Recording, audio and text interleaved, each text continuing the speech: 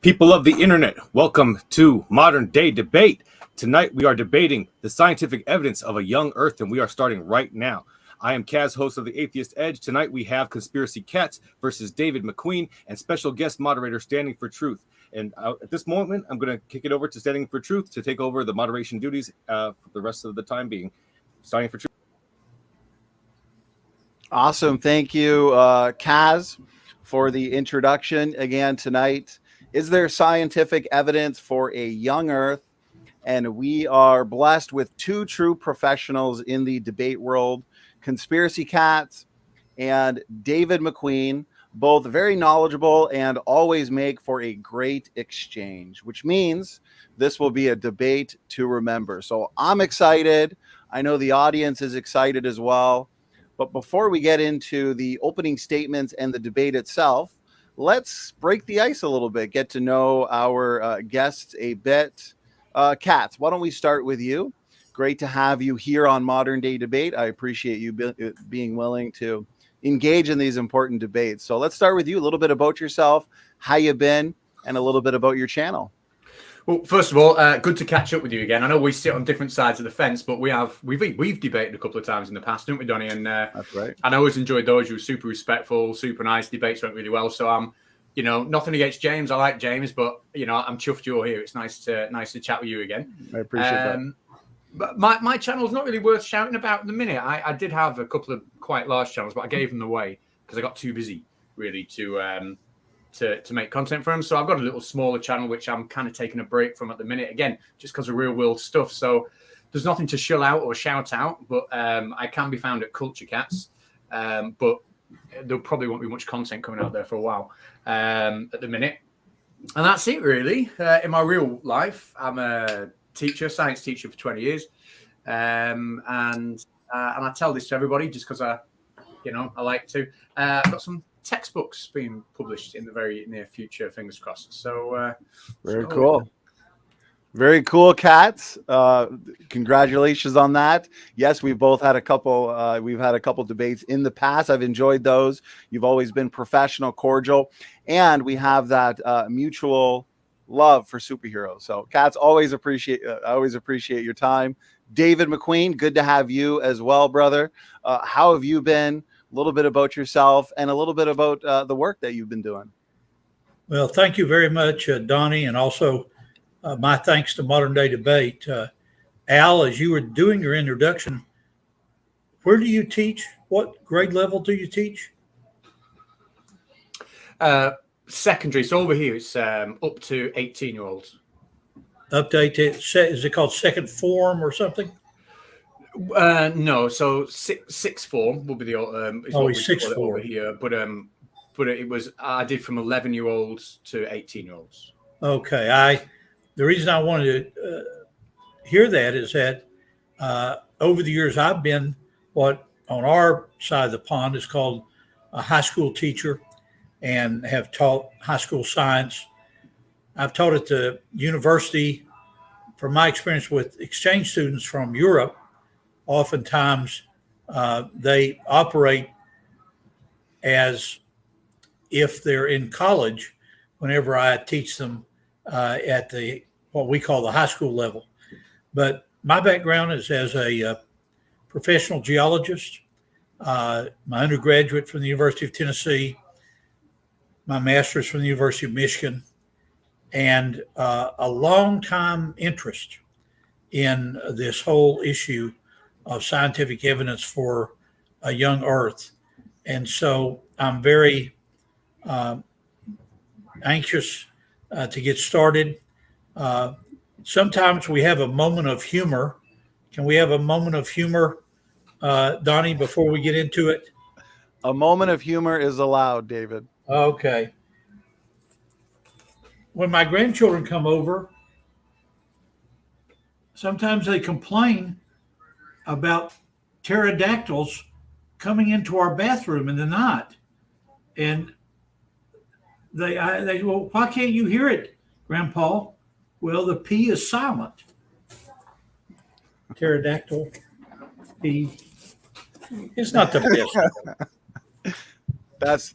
That's good, Professor McQueen. Appreciate the humor. Now that the humor is out of the way, the showdown begins. Okay, very well. Start our timer. David, Katz, appreciate the introductions from the both of you. And for the audience sake, though, let me just go over the format real quick. So we are going to be having 12-minute opening statements. Again, the title for tonight is there scientific evidence of a young Earth? David would say yes, and so he's in the affirmative, which is why he will be kicking us off with his opening statement. Then we're going to have 8-minute uninterrupted rebuttals, followed by a 5-minute break where Kaz and I will go over some announcements and reminders. And then we are going to get into a 40-minute back and forth discussion. So rather than a real strict cross exam, it's going to be more of a free-flowing discussion where the debaters can ask each other questions pertaining to the topic of tonight's debate. Then we'll have a 5-minute closing statement. And then this is where we get you guys in the audience involved. We're going to have a roughly 25-minute audience Q&A. And so please, if you have questions, make sure you're tagging Kaz. And so Kaz is going to be saving the questions for tonight. So David, we're going to hand it over to you. And whenever you're ready, you've got 12 minutes. The floor is yours. Okay. Go ahead and give me a full screen and I will begin my line of arguments. Even though I've come to believe in my study and work as a geologist over the years that there are actually hundreds of evidences for a young Earth. And be sure that you understand in the audience my viewpoint. I'm talking about thousands versus billions, thousands versus millions. The idea that the Earth is young has been a historical foundation for many centuries up until the time of Darwin, up until the time of Hutton and others. And so I'm arguing a position that's been around for a while. But we have both 20th century and also 21st century data, which indicate that there are actually scientific reasons to believe that the Earth is young. 50 years ago this year, not 2023, but back in 1973, when I was an undergraduate student, I worked for R.V. Gentry at the famous Oak Ridge National Labs. I was a lab assistant for him, and the paper that I'm going to debate with Kaz as the night goes on, Al rather, is based on work I did with him, measurements I made, and also actually editing as best I could the paper that he did. And the argument that I want to put forth is that Gentry worked on what are called radioactive halos. Now, to get a sense of what a radioactive halo looks like, here is a book that Gentry wrote. And this is a polonium halo there in mica. And then here is a group of polonium halos in a layer of mica. Now, how can you, if you're unfamiliar with this argument, conceptualize this polonium halo or uranium halo? Let me help with some models. If you imagine this, and I'll turn my red dot there so you could see it. If we could go in that red dot all the way to the nucleus of a polonium atom, we would see radioactive decay from uranium. But as a geologist and as a mineralogist, what is that red dot when you get to the center? Well, perhaps this would help to illustrate it. Here is a hemisphere. Imagine that along this section here, you have a mineral called zircon, which is zirconium silicate, having room for uranium and thorium and so forth. What Gentry did is he hired me to sit at a microscope with thin sections and polish down those minerals until you got a true diameter. The importance of having a true diameter will come out more in the next hour and a half. But the summary for my beginning is this. The polonium halo illustrated here, as you can see behind me here, is a polonium halo with a half-life of less than 5 minutes. If this is found in granites, such as this model, which we'll talk more about, in the Earth's crust, then that has tremendous cosmological implications of a rapidly cooling magma. The second point of Gentry's work is the point that if you look at the diameters of these halos and you measure them very carefully from Precambrian all the way up through Paleozoic, Mesozoic, Cenozoic, the standard geologic vocabulary, the diameter of these halos do not remain constant. And we'll work through the calculus later on about how that shows that because the diameters are not constant, the decay rate is not constant. Okay, the second argument that I want to build is an argument based on population statistics. So we have a population of around 8 billion people. And so let's look at the algebra. And this is not, as they say, rocket science here, but this is algebra. And perhaps I can hold it a bit closer and make it more clear. From my viewpoint, the man and the woman, or Adam and Eve, or one of the descendants of Shem, Ham, and Japheth, talked about after the time of the flood. From the evolutionary viewpoint, these are individuals that have found themselves in sub-Saharan, sub-equatorial Africa, probably, and they begin to reproduce. Now, the basic population statistics involves two people, C to the N. So if we set that equation equal to the modern population of 8 billion, we can easily see that if we break it into 4,000-year units, you can have about 100 generations in 4,000 years.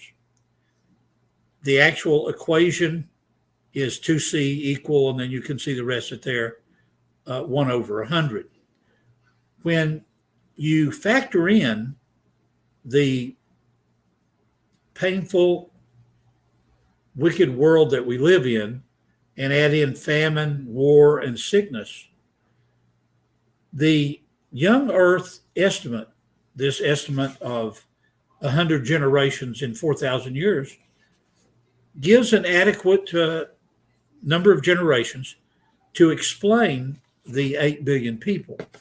My challenge to Al is, even if you factor in famine and pestilence and death and earthquakes and volcanoes, the world population should be much, much bigger, orders of magnitude bigger.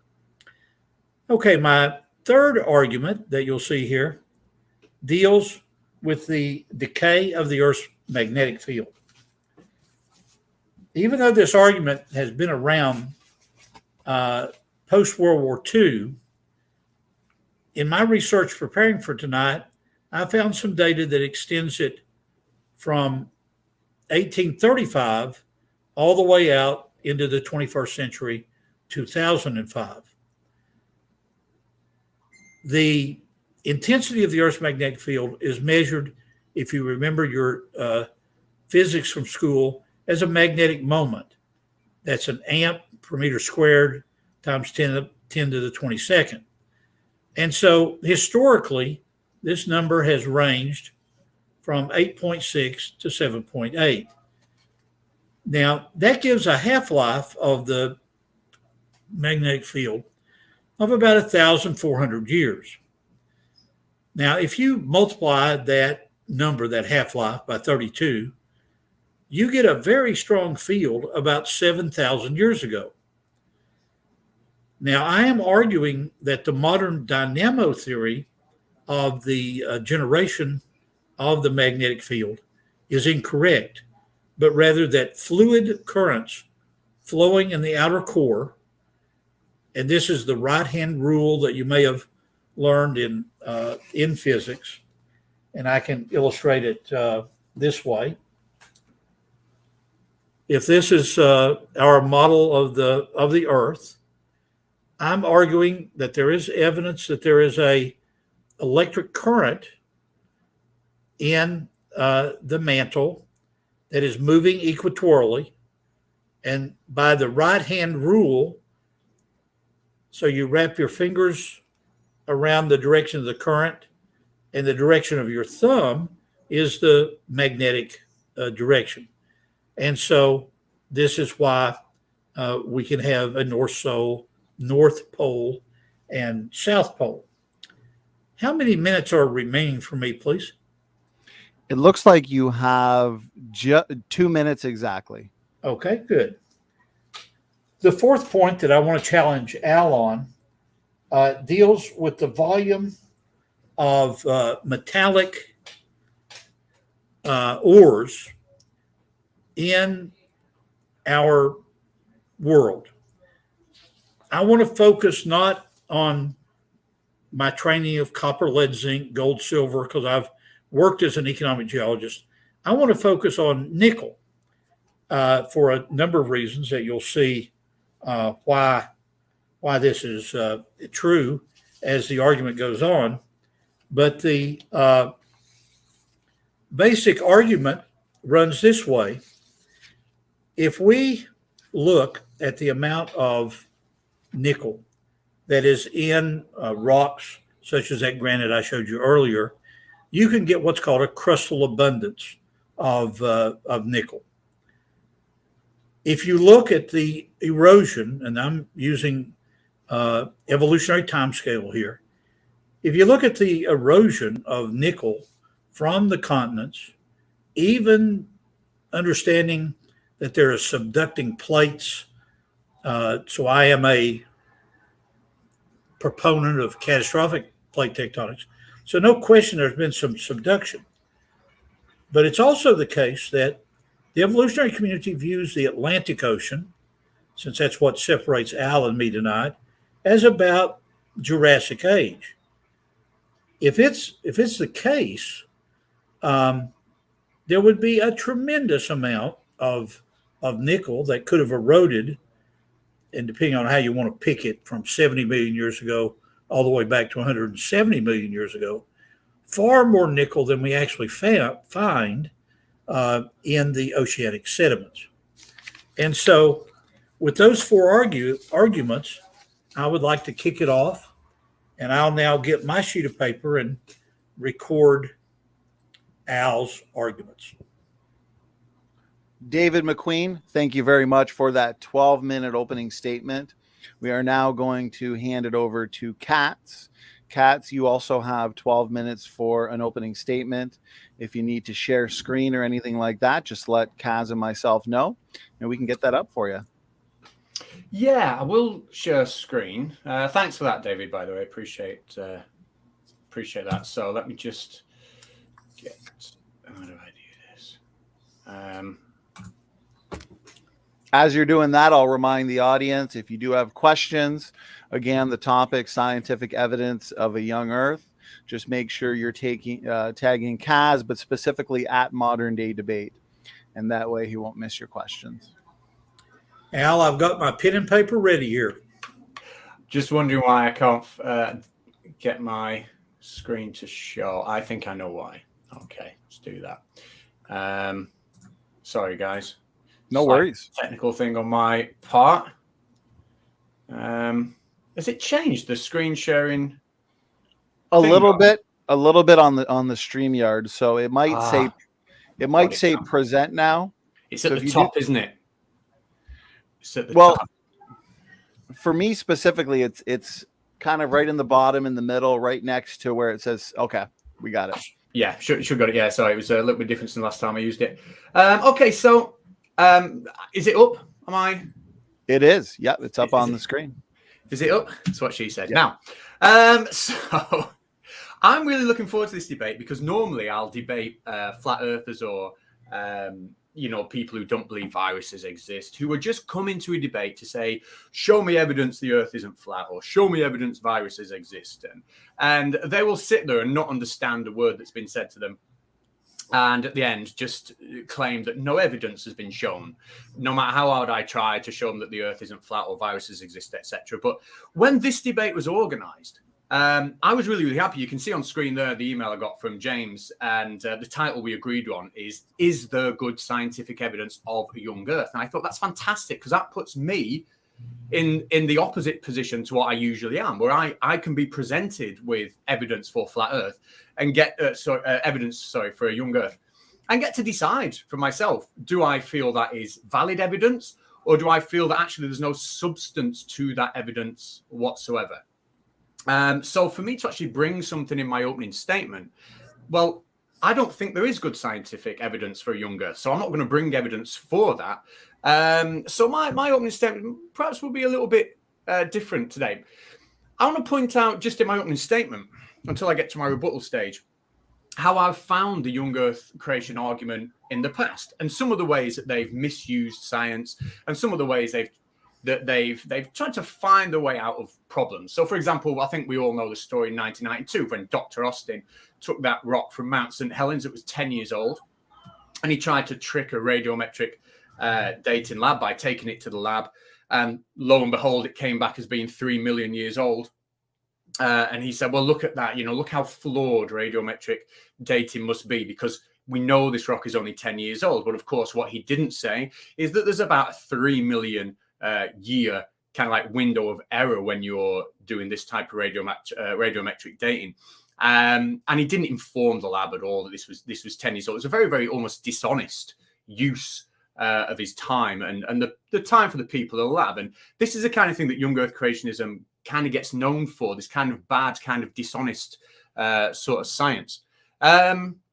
But I do like the little catchphrases that this is obviously from the creation ministries, the catchphrases they come up with to kind of weasel out of that, to weasel around it and say, well, we don't really care about the science anyway. We can see here on the screen, science can't be the final determinant of what we consider a plausible account. Now, to me, if we are talking about, and our debate here is there good scientific evidence of a young earth? And I would agree with what the creation ministries say. I'm interested to see what David's got to say about that later on. But to me, science is everything. So I'm going to be looking for scientific evidence from David in the debate, not theories or ideas about what might or might not have happened, but actual evidence, because that was the title that we agreed on. Is there good scientific evidence? So every single drop of the hat, I'm going to be asking for that. I'll show you what good scientific evidence looks like, actually. Just scroll down here a little bit. To me, this is fantastic scientific evidence of the Earth being old. I'll leave the title on screen, so any creationists watching who want to Google this paper and look at it, feel free. You'll be able to find this. It's freely available online. So this paper is essentially a meta-analysis. And it's a meta-analysis of 57 globally distributed sites. We can see those sites here. And these 57 sites were studied over decades. These are the citations, the references you'll find in that paper that link to each of these sites. 57 different investigations for different over many years.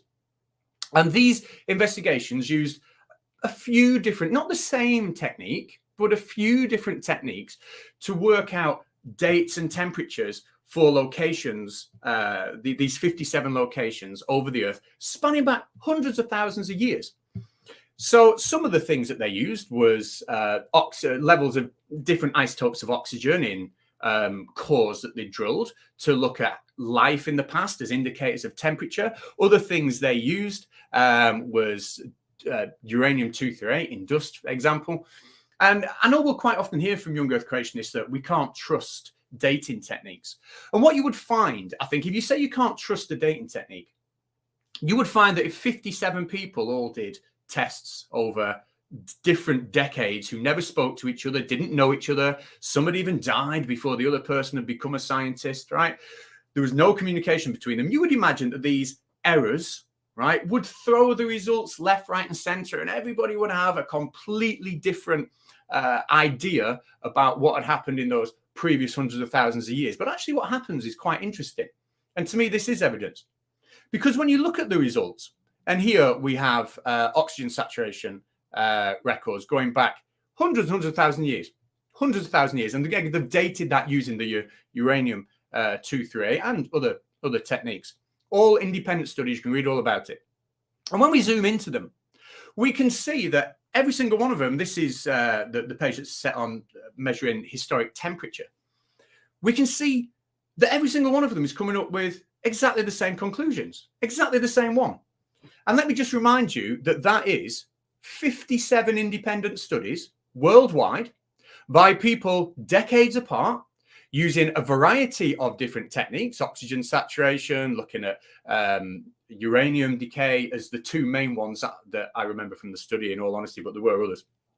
And they've all come up with exactly, not even just a little bit, but exactly the same pattern of temperatures going back for what they've dated as hundreds of thousands of years. Now, for me, that is what I would call actual proper evidence. Somebody has done a large-scale meta-analysis of many studies. What they haven't done is gone out there to find one study or one idea that fits their narrative.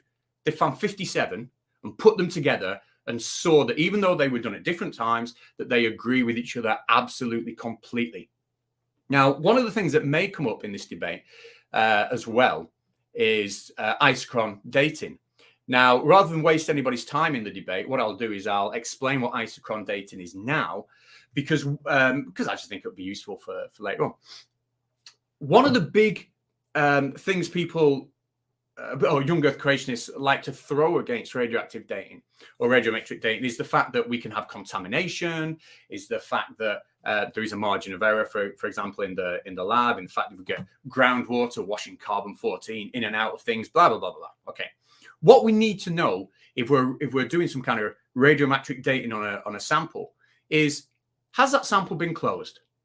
Since the very beginning, has there been any influx of parent or daughter, or has there been any outflux of parent or daughter, right? Or has it been closed? Because if we can guarantee it's been closed, then we have to accept its results. And if we can't guarantee it's been closed, then we can't accept its results. So how do we figure out whether something has been closed or not? Well, how long have I got? About 3 minutes? Yeah, good question. You've got, just about 3 minutes, Katz. So I've got this little graph on the screen here. And what we can say is at any point, any one time in the world, if we were to take two isotopes, let's say rubidium and strontium-86, okay? So rubidium will decay into strontium-86. Strontium-86 is... was it 87? I've got my two isotopes mixed up. I think 86 is a stable one. You'll have to correct me, David, if I've got that wrong. I think strontium-86 is stable, and the rubidium decays into strontium-87. Right, but the ratio of strontium-86 and strontium-87 in the world at any one point is going to be a constant. So I can take a rock and I can look at all the different minerals in that rock, and I can plot the ratio of the daughter isotope that we're looking for and the stable version of that isotope, and they're going to form a line. Now, why are they going to form a line? What have I got on this x-axis? Well, the x-axis is going to represent the ratio of the parent isotope, the rubidium, that's going to decay into the unstable strontium isotope. And each mineral is going to have a different amount of this parent isotope in it.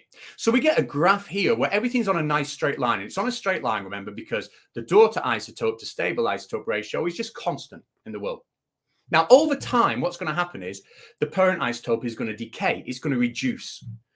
But the daughter isotope is going to increase. And that's going to shift all of these markers we've got. It's going to shift it up top left.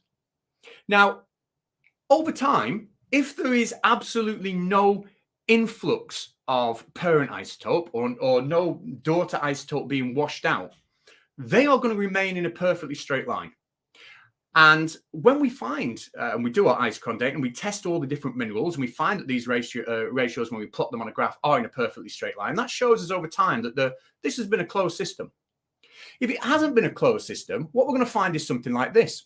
We're going to find that as daughter isotope has been washed in or out, and as the parent isotope has been washed in or out, they no longer hold a straight line. So when we talk about isochron dating, we can't poo-poo it and dismiss it unless we can give an absolute certain explanation of to how all the minerals in a certain rock can be plotted in this way and give a perfectly straight line and still not be a closed system. Because if we can't do that, then it's not science, it's just denial. That's what it is.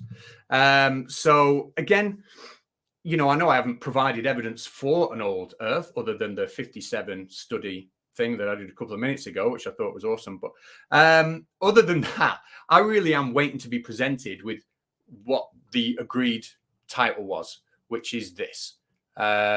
Is there good scientific evidence of a young Earth? So hopefully I'll get some of that. And I'm looking forward to it. And I will stop there. Okay, Catz, thank you very much for that 12-minute opening statement. David and Catz, that concludes the opening statements for the debate. I appreciate all the points and I appreciate the work put into those opening statements. So with that, we are now moving into the 8-minute uninterrupted rebuttal. And David, we are going to hand it over to you. Before we do that, you want me to do the spiel? Sure, yeah. Okay, great. I just want to let everybody know, especially if it's your first time here at Modern Day Debate, that we are a neutral platform hosting debates on science, religion, and politics, and we want you to feel welcome no matter what walk of life you're from. And if you have a question or a comment from one of tonight's debaters, fire it into the live chat and tag me at Modern Day Debate. Super chats will go to the top of the list. All we ask that you please keep it civil, attack the argument and not the person, as insults will not be read. And our guests are linked in the description below, whether you're listening on YouTube or via the podcast. So click those links if you like what you're hearing, and hit the subscribe button, because we have plenty more debates coming your way that you don't want to miss, including tomorrow, I believe we have Snake and CP versus Nathan and Witsa Gets It debating evolution. That's at 8 p.m. Eastern. And then we have the next day at 5 p.m. Eastern, we have Daniel Hakikachu versus Nuria, and they're going to be debating feminism and Islam. So with that, we will go ahead and kick it over to and one more thing. I just want to let everybody know that there's going to be an after show on my channel that is linked in the description below as well. So if you want to continue the conversation there, and I'll see you there. Other than that, I will go ahead and kick it back to Donnie for the rest of the debate. Great. Kaz, thanks so much. David, we're going to hand it over to you now, and you have 8 minutes for the rebuttal. The floor is yours. Okay. I appreciate the arguments that Al put forward. I worked with Steve Austin in the 1980s, and I'm aware of his taking that modern volcanic eruption of Mount St. Helens and sending that off to get that 3 million year date. One thing that I need to point out as soon as I get my marker here, there it is. As a geologist, as a mineralogist, you need to be aware that a volcanic rock is composed of minerals. And those minerals are what are separated out from the volcanic rock and dated. Some of the criticism that Al has given about this particular mineral here that was pulled out and got a 3 million year old date on a volcanic eruption that occurred in 1980, his thinking is incorrect in this way. When you're looking at the minerals that are in here, and I noticed that he made a point that the 3 million year date that Dr. Austin published was within the error bars of the method. I'm actually not sure that that's true.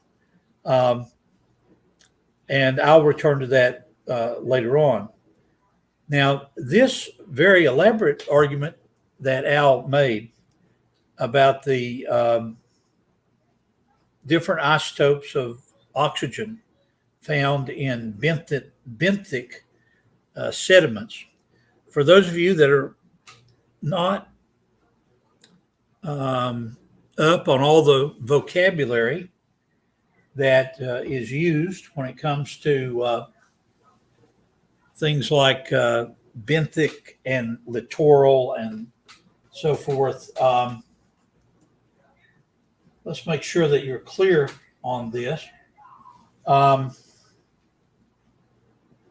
here's the ocean surface. You've got a continental mass over here. I'll put a tree here to indicate that this is a cross section I'm drawing. And near the shore, there is a zone where most life lives, the littoral zone where the wave action is. And then as you go offshore, there are sediments that are very deep, and I'll simply use the word benthic there. Al was very proud of the fact that there were 57 different cores taken over many years, separated by people that were not working together in any way. And as they took these cores, they captured a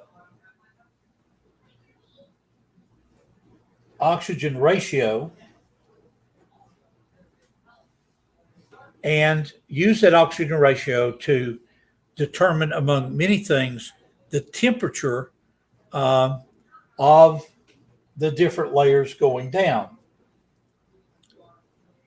As a creationist and as a flood geologist, we view the rock record as objective scientific data. But the vocabulary, the Pleistocene break, all of these 57 samples were fairly modern. Even me, as a young Earth flood geologist, would consider these benthic sediments here to have formed after the time of the flood. They would have been not on top of, well, they might very deep be on top of Triassic rock, but here it's essentially Pleistocene. It's almost like looking at this. I have two purposes for this map of Louisiana here, but it's almost looking at the part that you can see here. This is the Gulf of Mexico, New Orleans, down here. This is Pleistocene sediments.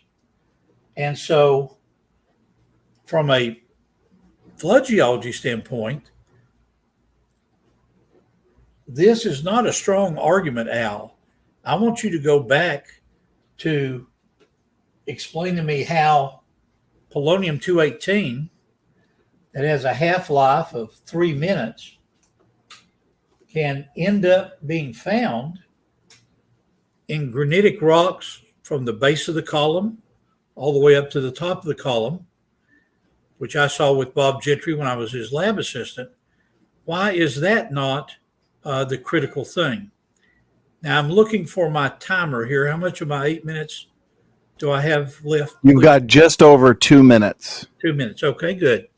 Now, the isochron explanation that Al outlined is certainly the kind of diagram that you would see in freshman geology. The idea of daughter versus parent, starting out this way. If it's a closed system as time goes on, it will rotate this way, but still the data points will be in a line.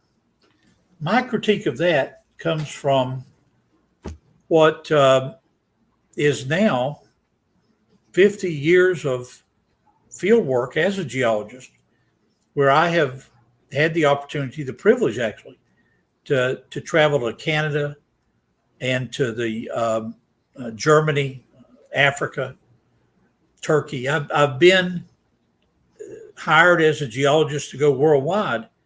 What I routinely see in igneous rocks like this has been cut and polished, so it looks very pristine. But when you actually go out and look at the rocks and look at the surface, you can say, well, let's get a sledgehammer and break down to a fresh part. Well, that's a nice 30 seconds. That's a nice attempt to have a closed system. My experience is that the kinds of rocks that are looked at for rubidium, strontium, for example, actually quite weathered. It's a bad argument, Al. David McQueen, thank you very much. That wraps up the 8-minute rebuttal. We are now going to hand it back to Catz. Catz, you also have 8 minutes for your rebuttal. And whenever you're ready, the floor is yours. Brilliant. Well, thanks for that, David. A couple of things I just want to mention so we can get into in the back and forth, so I don't forget. The isochron argument, I just think you missed the point a little bit there. The point is, if we are getting a straight line, it has been a closed system. So we can call it a bad argument, but ultimately, if that line is straight when we plot them, it has been a closed system. So I'd love you in the back and forth to tell me why that is a bad argument.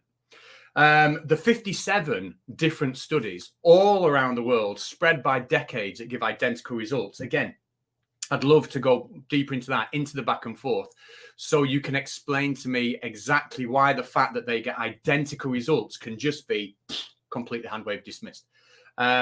Those to me are two really big points. So I'm sure you'll have things of your own as well. Anyway, getting to your points.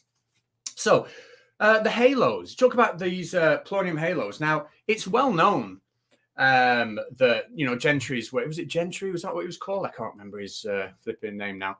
But it's well known that he's never once, and I hope you can provide some evidence for this, he's never once provided any evidence whatsoever that those halos are the result of alpha decay due to polonium. Never once.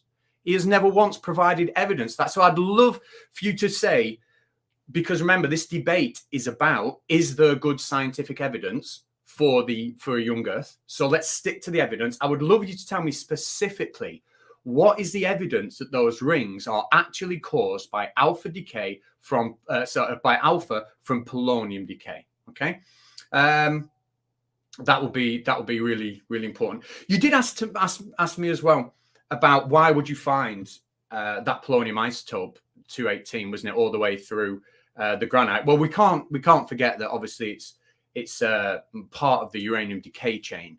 So it's not that it's there for 3 minutes and then disappears. It's popping up all over the place all the time because it's part of that decay chain. So I'm surprised that you think it's a difficult question to answer, in all honesty with that. So the halos, would I say they are scientific evidence of a young Earth? No, I wouldn't say they're scientific evidence of a young Earth, because there's no scientific evidence whatsoever at all that they're caused by alpha particles from polonium decay, or why that indicates that the Earth can only be 6,000 years old. If you can make that link and tell me why it means the Earth can only be 6,000 years old, and we'll chat about that, but I don't think there's anything there, so we'll cross that one off. The second argument you made in your opening debate was about population size.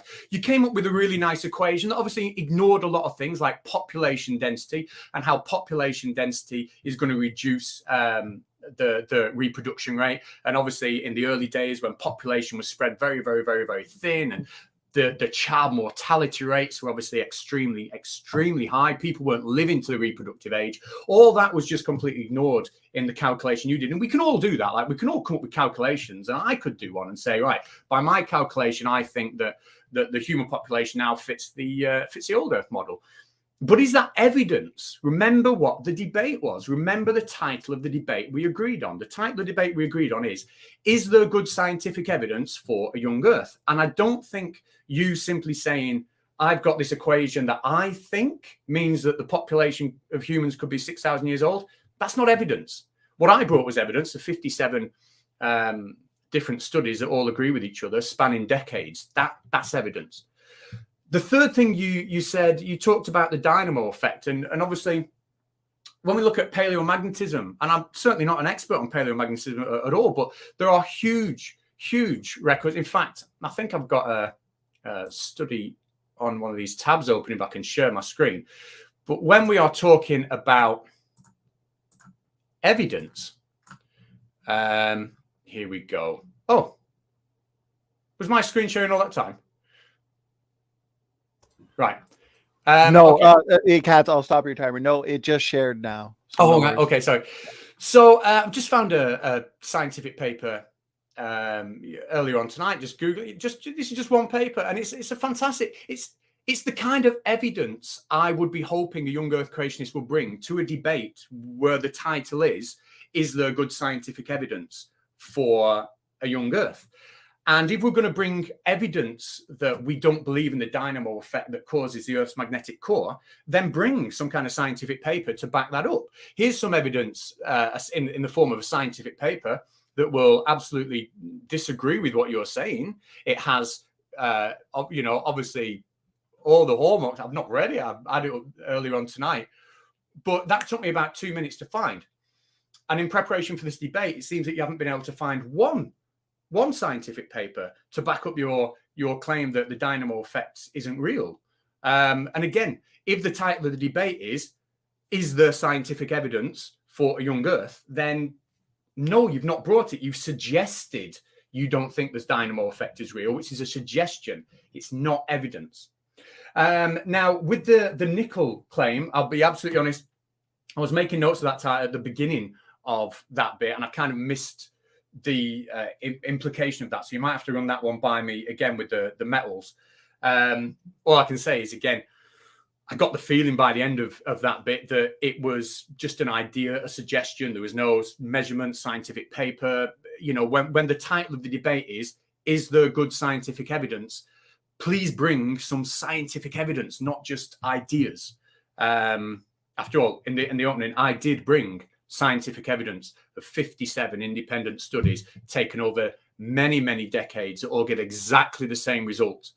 So I would say, in terms of my rebuttal, no, I haven't seen anything that will constitute scientific evidence as per this moment in the debate.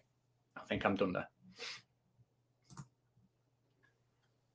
Katz, thank you very much for that 8-minute rebuttal. Gentlemen, that concludes the opening statements and the rebuttals, and great job so far. Very professional, cordial debate. I'm looking forward to Katz and David digging into these points during the discussion portion. But before we get into the 40-minute discussion, we are going to have a 5-minute break.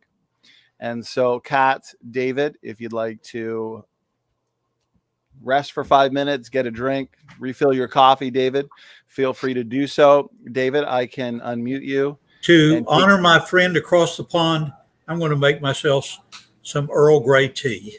And so I'll be back in 5 minutes. Go ahead and drop my video, please. Enjoy. Okay, David, thank you. Over to you. If you had some announcements or reminders or anything that you wanted to point out to the audience.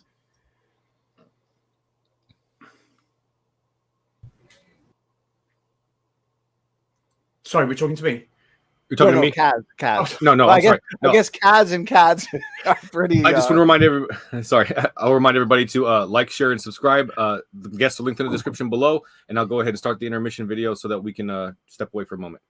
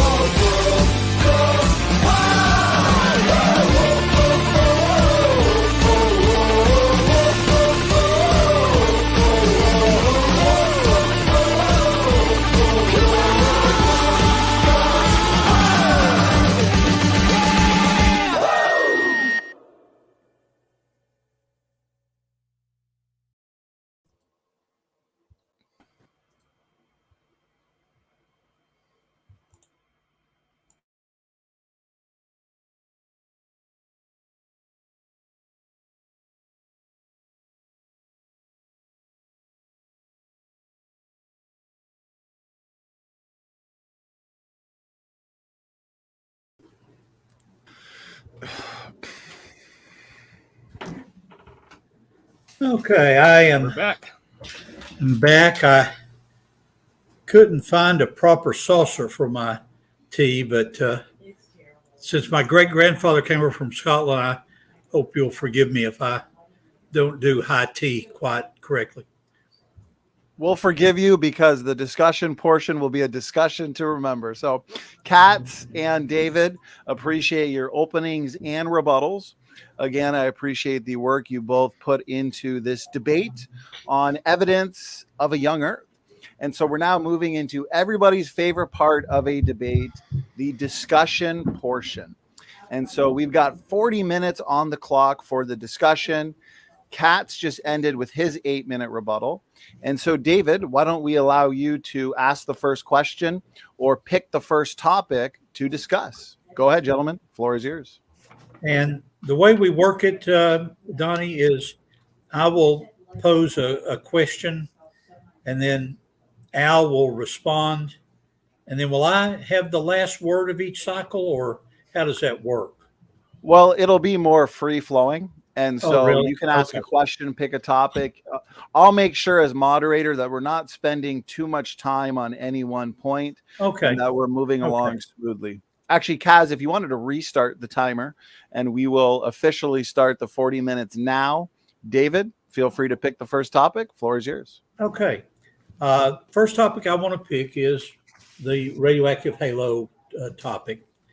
And I want to challenge Al's contention that you can't go to literature that has been in refereed journals to find evidence for a young Earth. And so the article I'm going to refer to is one that I was at Gentry's side when he sent this off. This is published in Science Magazine, 5 April 74, pages 62 to 66. You want to Google it while I'm talking here. So this is Science Magazine, refereed journal, 5 April 74, volume 184. And the title of Gentry's paper was Radio Halos in a Radiochronological and Cosmological Perspective. And in this paper, he argues that you really can tell the difference between a uranium halo having many rings and a polonium halo having only 1, 2, or 3. But the key that I want to go to is some calculus that Al I have talked about on other occasions. And I'm not going to write the calculus up on the board, but I'll let you read it yourself. When you find the paper, you'll notice that footnote 16 addresses your critique that these halos are not from alpha decay. But notice what it says here. From alpha decay theory, the delta lambda over lambda, that's the change in the radioactive decay rate, is proportional to the energy that is expended when these radioactive elements undergo alpha decay. And I'll skip down to the bottom because this is what I want you to react to, Al. Gentry realized in this paper that you could only do so much, and this is the way he said it. If the minimum uncertainty in making the range measurement is about 1/10 of a micron, it's actually impossible to establish the constancy of lambda for U-238 any better than 0.35%. And so here's an example, Al, of a published paper that argues for the age of the Earth being incorrectly calculated at least to the level of 35%. So my, sorry, I don't want to interrupt. You're good, Katz. Go ahead. Yeah. Take as much time as So you need. my couple of points with that. First one, yeah, it's the paper that Gentry wrote himself, of course. And the model that he used was obviously based on an ideal perfect atom, rather than, a more sophisticated model of an atom. So it was certainly an assumption. But I would just love if you could give me a really honest yes or no answer to this question. We'll go on. Okay. The answer, the question is, did he ever prove, not assume or suggest, but did he ever prove and provide evidence that proves that those halos are formed by alpha decay by polonium? Did he ever prove that? Let me give you just yes or no, if possible, just so we can yes, he did. Brilliant. He did I'd prove love to it, hear the proof then. Yeah, go on. Let me give you the page number. It's that same paper, and you'll find it on his table 1. And the reason that table 1's important is that he and I would go to the electron microprobe there at Oak Ridge National Labs, and he would actually move the probe over. I can use this as a teaching tool. He would move the probe beam over to a uranium thorium atom and look at the amount of lead there. And then he'd move it over to one of the polonium atoms. Well, if all the polonium halos were the result of alpha decay from uranium, that lead-lead ratio would have been clear. I mean, it would clearly show it was a daughter of the uranium. But this paper shows that it was not. So there's actual data. Sorry, go on.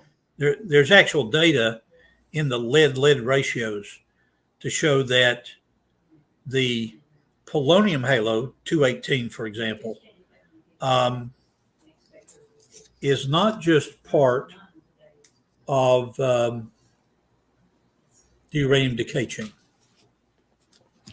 Okay, so I know polonium 218 will exist other than in the uranium decay chain, but the question was specifically, how did he prove that they must have been the result of alpha emission from polonium 218? How is that proof that it absolutely had to be emission of due to the emission of alpha decay from polonium 218? Okay. Take me a minute to find it, but one of the papers, the nice thing about this book is that all his papers are bound in this book, and the scientific technique he used for that was fission track analysis. And so by using fission track analysis, he was able to show that the lead-lead ratios were not part of the uranium decay chain. Okay, so how does that prove that the halos are from polonium 218? How is that proof? Because remember, the title of the debate is this a good scientific evidence? And I know that this is his assertion, but the reason I'm asking this is because everybody else disagrees with him. And there are many, many other ideas of how these have formed and why they are so, widespread. And I'm sure that you've read all of these. I'm sure that you're familiar with the counter argument. So I won't throw those at you. But how is it actually proof that they're formed from polonium 218 because of alpha emission, and why does that therefore mean that the Earth must be a young Earth? Because let me make a comment. It's not true that everyone disagrees with me. My retired kindergarten teacher wife, she's convinced that it's true. I've got a 4-year-old granddaughter named Hannah. She's convinced that it's true. But all joking to one side, this issue has been brought up by Dr. Larry Vardaman and others that worked on ICR's RATE project around the year 2000. Tremendous amount of effort went into it. And one of the things that I'll point out is that if I'm claiming that this is evidence for an old Earth evidence for a young Earth scientifically, it's important to also note that some of my creation science colleagues, like Dr. Steve Austin, like Dr. Andrew Snelling, these men disagree with my viewpoint. But I think that my colleagues, even on the creationist side, are overlooking the fact of a very old challenge that Bob Gentry made to the scientific community. He said, and he argued this with Professor Dalrymple, who was one of his biggest critics. He said, I don't question that you can put some quartz and feldspar and mica in a very small capsule, heat it to high temperature and pressure, and come out with a glass that has the chemistry of a granite. His challenge, and my challenge, I agree with it, is this is about a fist-sized piece of granite. Produce that with uranium halos in it and so forth. Now, Dalrymple and the others said, oh, McQueen, it would cost too much money to build a machine to produce that size. What's the point? The point is that, and this is an area that I even pointed out 50 years ago was a weakness with Gentry, and that's the geologic term provenance. How did he know that this particular pegmatite was found in the Precambrian and this in the Paleozoic and this and so forth? Well, he traveled worldwide and gathered these from different labs. I think that given time, I mean, if we had more time, I could show you papers which show that the different zones that he got these from really are Paleozoic, Mesozoic, and Cenozoic in the old Earth vocabulary. So I think that your critique of me is incorrect because science runs on what's called multiple working hypotheses. And so this data would fit a multiple working hypothesis. So by your own admission, and I just, and obviously, you know, please don't take anything I'm saying here personally. I've got a lot of respect for you, and I think we've got on well and whatnot. But by your own admission, the halos that you brought up for polonium are actually not good evidence that the Earth is young, because a huge portion of the scientific community, or almost the majority of the scientific community, completely disagree. But also a significant portion of the creationist science community also disagree with you. And although there may be papers that you might be able to find to show that it's evidence of a young Earth, you haven't brought them to the debate, which is titled, "Is there good scientific evidence for a young Earth?" So, you know, are you being a bit harsh? I mean, Science Magazine is a peer-reviewed magazine, and this would constitute data. Absolutely, his paper was absolutely peer-reviewed and published and put in a journal. And then, of course, as you know, about scientific dialogue and even post-publishing peer review and critique, the scientific world didn't agree. And there's so many other problems that it brings up. But like you said, we know those problems because even, in your own words, even a huge portion of the creationist science community disagree. So, I guess what I'm saying is, yes, you might say that you've got these papers, but you haven't brought them. So in terms of the debate itself, like you cannot prove in this debate that they are good scientific evidence for a young Earth within the context of this debate. Let's say that. I understand what you're saying, Al. Let's go on to another point. Why don't you pick one this time? Yeah, okay. I was really interested in your response to the isochron dating. I know you said, because you said, well, that's a really bad example. But you said it was a bad example without explaining how you can. Now, I don't know if I can share my screen here, only just for the image, really. We can definitely share your screen, Catz, if you're. Oh, I mean, I don't know if I'm competent enough, is what I mean. Oh, okay. I know you can. I don't know if I can. It's late here. Right, so I've got it up ready now. So for those who are new to the debate, I brought this up in the opening about how when we take these different minerals and we measure ratios of parent and daughter isotopes and also the stable version of a daughter isotope, that we can show that a system is closed to contamination or leakage if these, when we plot them on a graph, as you can see in front of you, if they form a straight line. You'll have to go back and look at the beginning if you didn't see why that was evidence. Now, I know in the rebuttal, David said he wasn't impressed by that, but what I didn't hear in the rebuttal, and what I'd really like to hear in the rebuttal, is how you can get them plotted on a straight line and it not be a system that hasn't had any contamination. Okay, let me respond to that. Yeah, you can pull it down if you want now, Don, the thing. Yeah, go ahead and give me my screen back there and I'll show the audience what my argument is.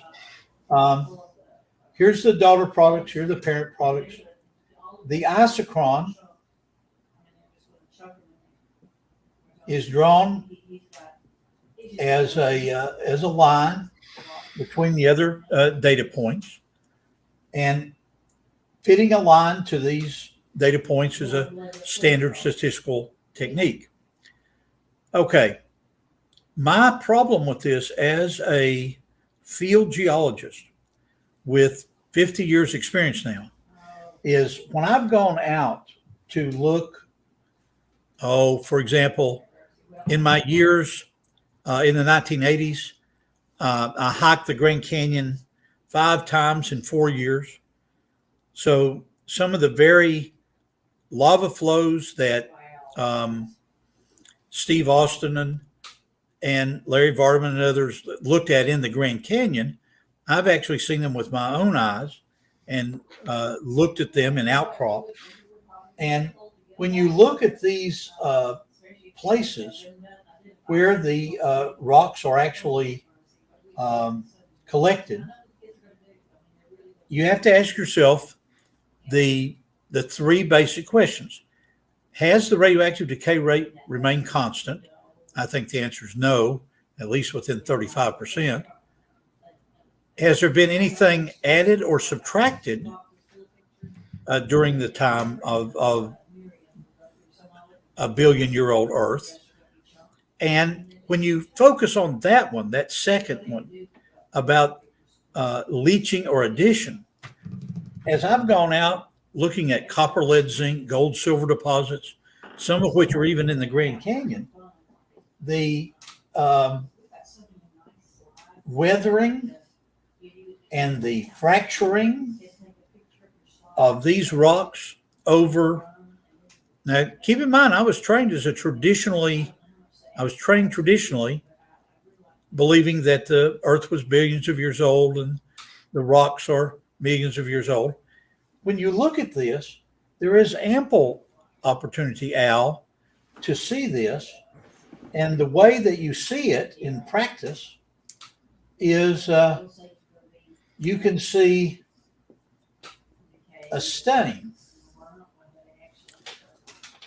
Does that help you understand my critique? No, I think with all due respect, and I do know that you've worked professionally in the field, and I do have a lot of respect for that.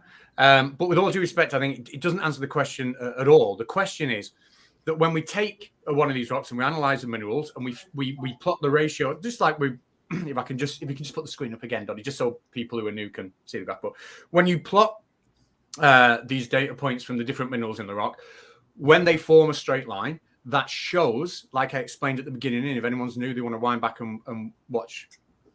That shows that there hasn't been contamination. Now, what you seem to be saying is, when you look at a rock, rocks can be contaminated. Well, what I'm saying to you is, if the rock was contaminated, this is what we get.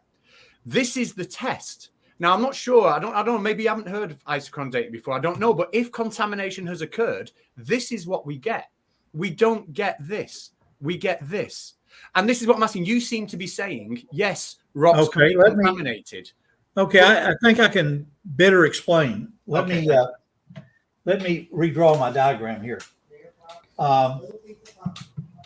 You have commented that if there is contamination, when you draw the graph, you should get a data point here, a data point there, a data point there, a data point there.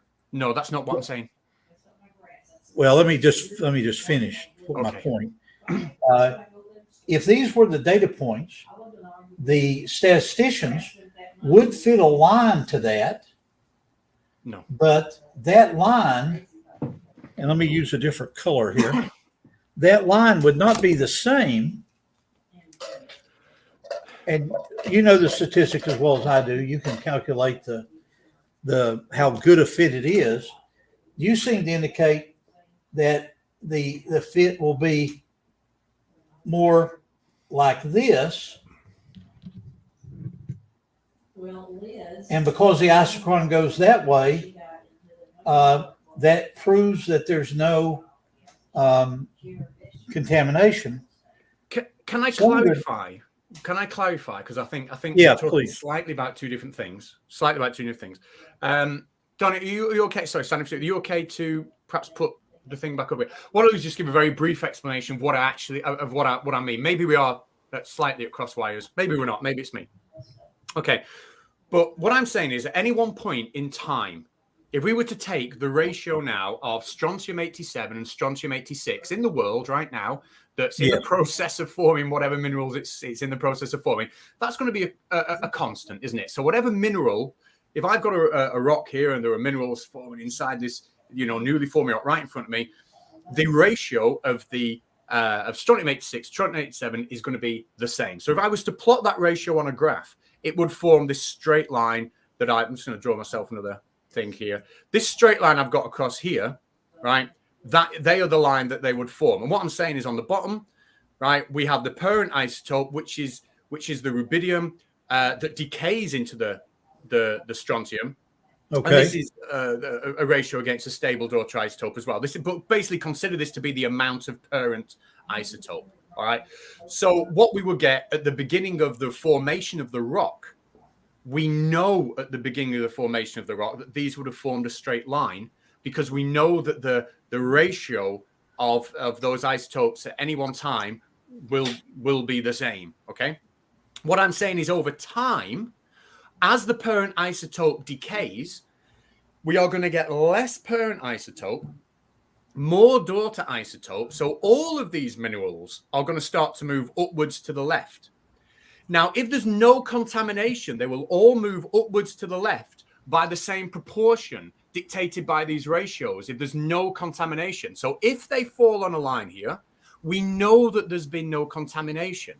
But if there has been contamination over time, they will be here. Now, what you seem to have drawn on the graph there is something like this and said, oh, well, we've just drawn a line of best fit. Well, no, if this is what we see, then we know there's been contamination and we chuck it out. We don't consider using this for dating purposes because we can see there's been contamination.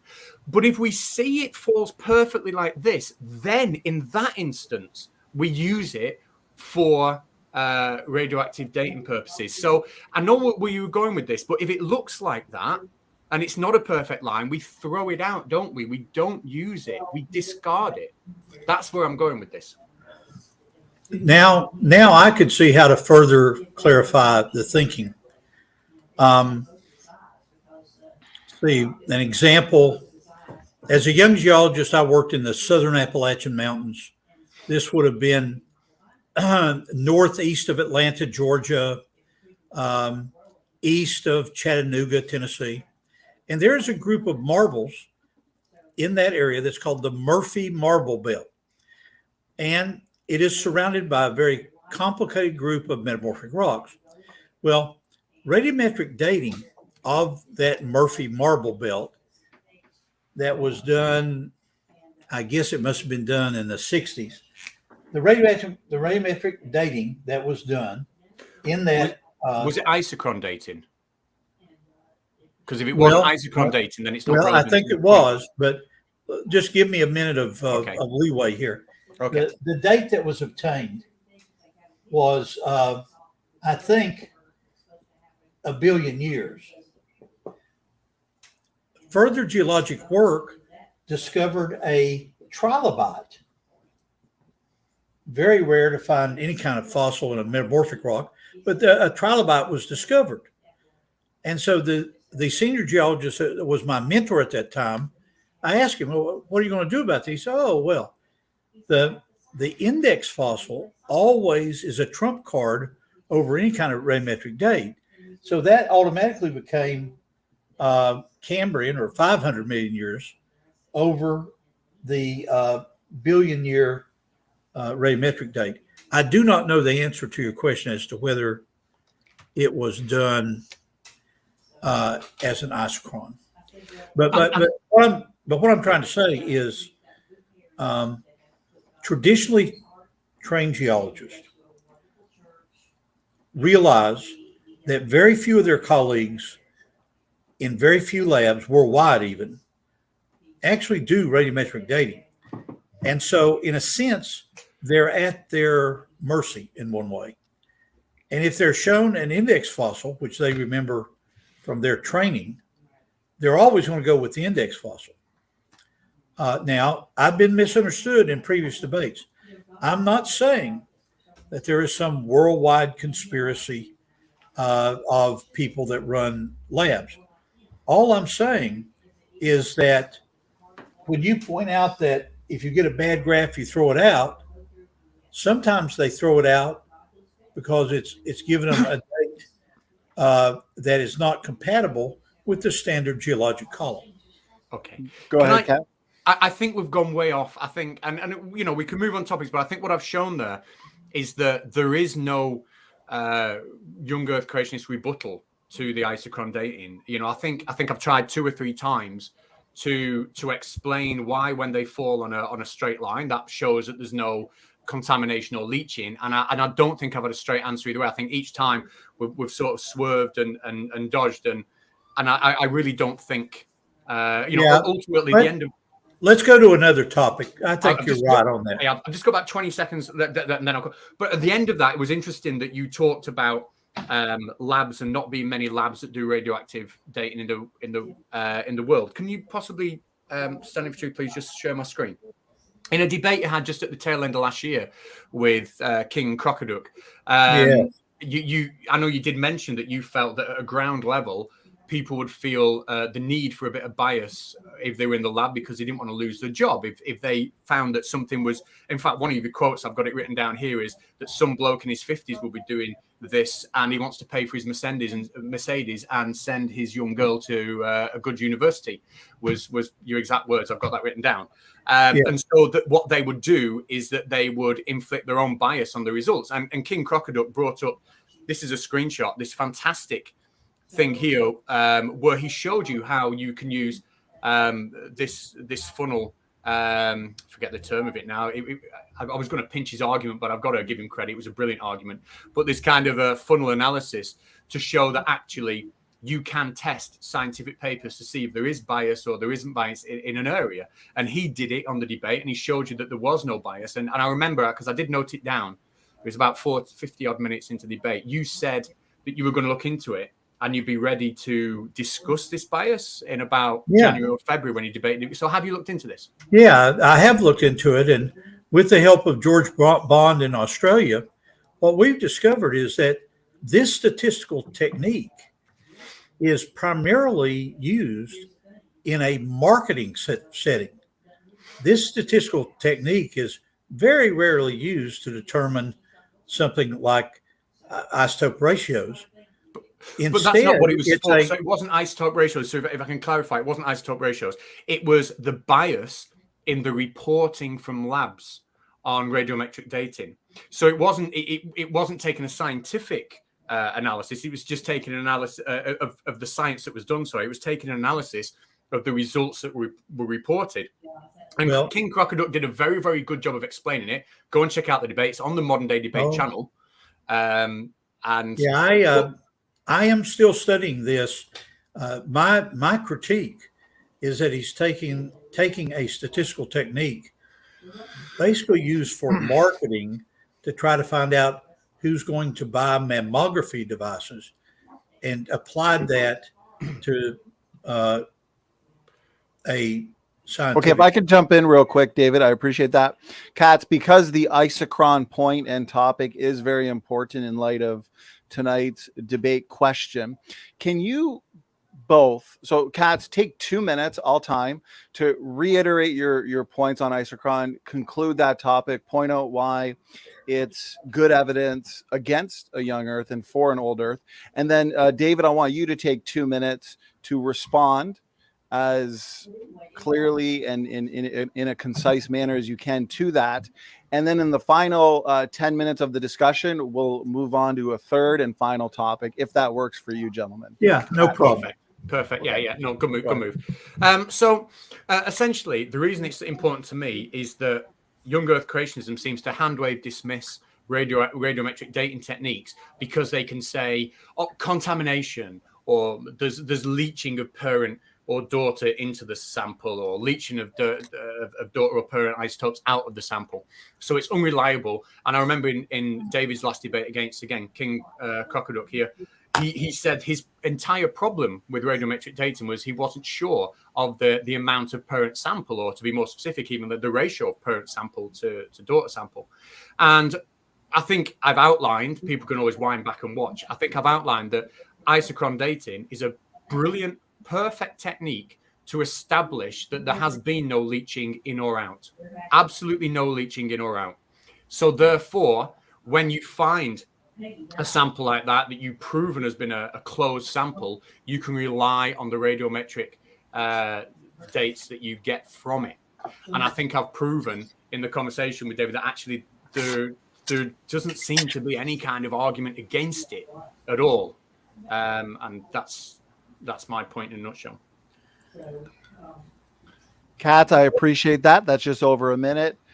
David, if you'd like to respond between 1 and 2 minutes on isochron specifically, and then we're going to pick one final topic as we wind down the discussion. Go ahead. No David. problem. Dr. John Morris, who sadly passed away last month, wrote a book called The Young Earth. And on page 57 of the book, he actually created a chart, Al, giving the whole rock isochron ages of a number of different rocks, 1, 2, 3, 4, 5, 6, 7, 8, 9, 10 of them. But I'll just pick one that I have seen with my own eyes. This basalt from the Grand Canyon. It's from the eastern Grand Canyon. Conventional age about 1 billion years old.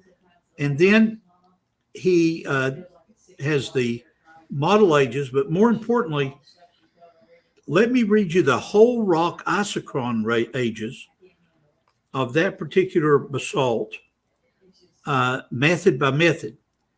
And I'm rounding for purposes of our discussion. Potassium argon whole rock isochron date was 516. Rubidium strontium, 2 different specimens, 292 million to 1,100,000. Samarium, neodymium numbers, 1 billion, 1.3 billion, very consistent among the samples. Lead isochron date, 1.2 billion, 1.3 billion, 1.5 billion. And I hope you notice that almost all of these whole rock isochron ages are higher than the 1.1 billion conventional age. What do you make of that? So when you say ranges, a range of course, obviously over in the UK here, when we talk about a range, we're talking about a difference between the highest figure and the lowest figure. So when you say range, yeah, so the range of what, like, if you're not showing me what the lowest and highest figures are, then just giving me the range. Like I could say to you, I've got a range of £10 in my bank account. It could mean I've got £2 or £12, or it could mean I've got £1 million or £1,010,000. So let me help on that, because we've talked a lot about rubidium strontium. So let me just focus on that one. again, the conventional age is 1.1 billion, and the rubidium strontium age they got from two different samples range from 892 million to 1.1 billion. And so there's no agreement there on the whole rock isochron age. So you're looking I at find what, that significant. 20% maybe out, 25 to 30% maybe. Which I think when you and if we were saying that the Earth was 6,000 years old, that would be a huge percentage to be out. But if something is saying, well, it's between 800 million, and we said we started the debate by saying that these labs have and you agreed because you said you were there when Austin handed that rock to the lab, and you agreed that there was a 3 million year thing either way. So you know that there are big margins of error either way. And if we're going back 800 million years, then yeah, okay, let's give you 300 million years and say it's 500 million years old. It's still way more than 6,000. It doesn't go in your favor, and if anything, it destroys the idea of a younger. So I'm not really sure. I think reading those figures out has actually destroyed your argument rather than saved it, I think. Okay, let me jump in, gentlemen, just because I'm looking at the time. To be fair, David, why don't you take a quick response? And then I think we have to move on to the final point, as there were many points brought up in the openings. And then to be as fair as possible for that next point, we'll give Katz the last word on that one as we move into closing statements, if that works for you, yeah, gentlemen, that's fine. David and Katz. And the last thing I'll say to Al is, if you don't have this book on your shelf, this would be a good one to actually give the data from those whole rock isochron things. Hey, I've got this one on my shelf, and I wrote it. Just be up on my website. So what's the name of your book? At the minute, it's got a working title of High School Physics. We're gonna have to come up with a better one. Oh, okay. Well, that'd be a good one to buy. Back to you, Donnie. Okay, so what we'll do, David picked the first topic, Katz picked the second topic. David, in your opening statement, correct me if I'm wrong, you looked to 3 or 4 major points. And so for the final 5 minutes here, Katz, if you wanted to put on Kaz, not Katz, if you wanted to put 5 minutes and we'll discuss one final point, David will allow you to now pick that point and we'll go back and forth for 5 minutes. Go ahead. Al had commented earlier that my explanation of the volume of metallic ore of something like nickel was a kind of a confusing argument for why that would indicate that the Earth is young. So let me go back to that argument with some discussion of what in geology we call sedimentology. It's been well known by sedimentologists that billions of tons of sediment are washed from continental masses into the sea each year. Calculations by oceanographers have actually been done that there are 820 million billion tons of sediment worldwide in the modern ocean. Now, the problem for that and how it indicates a young Earth is in the old Earth evolutionary plate tectonics model, the maximum age of most ocean basins are about 300 million years old. Now, the mass of rock that's going in contains different elements: potassium, copper, lead, zinc, gold, silver, called crustal abundance. Well, if we focus on this mineral, nickel, which is without question found in large cratonic areas like the Upper Peninsula of Michigan and in Africa and so forth, huge nickel deposits. If we look at those and say, well, if the Atlantic Ocean is the Jurassic Age and We have continental separation beginning anywhere between 150 and 70 million years old. There's not enough nickel in those sediments in the Atlantic, for example, to account for an old Earth. In contrast, the amount of nickel in those areas can be explained by a few thousand years of erosion.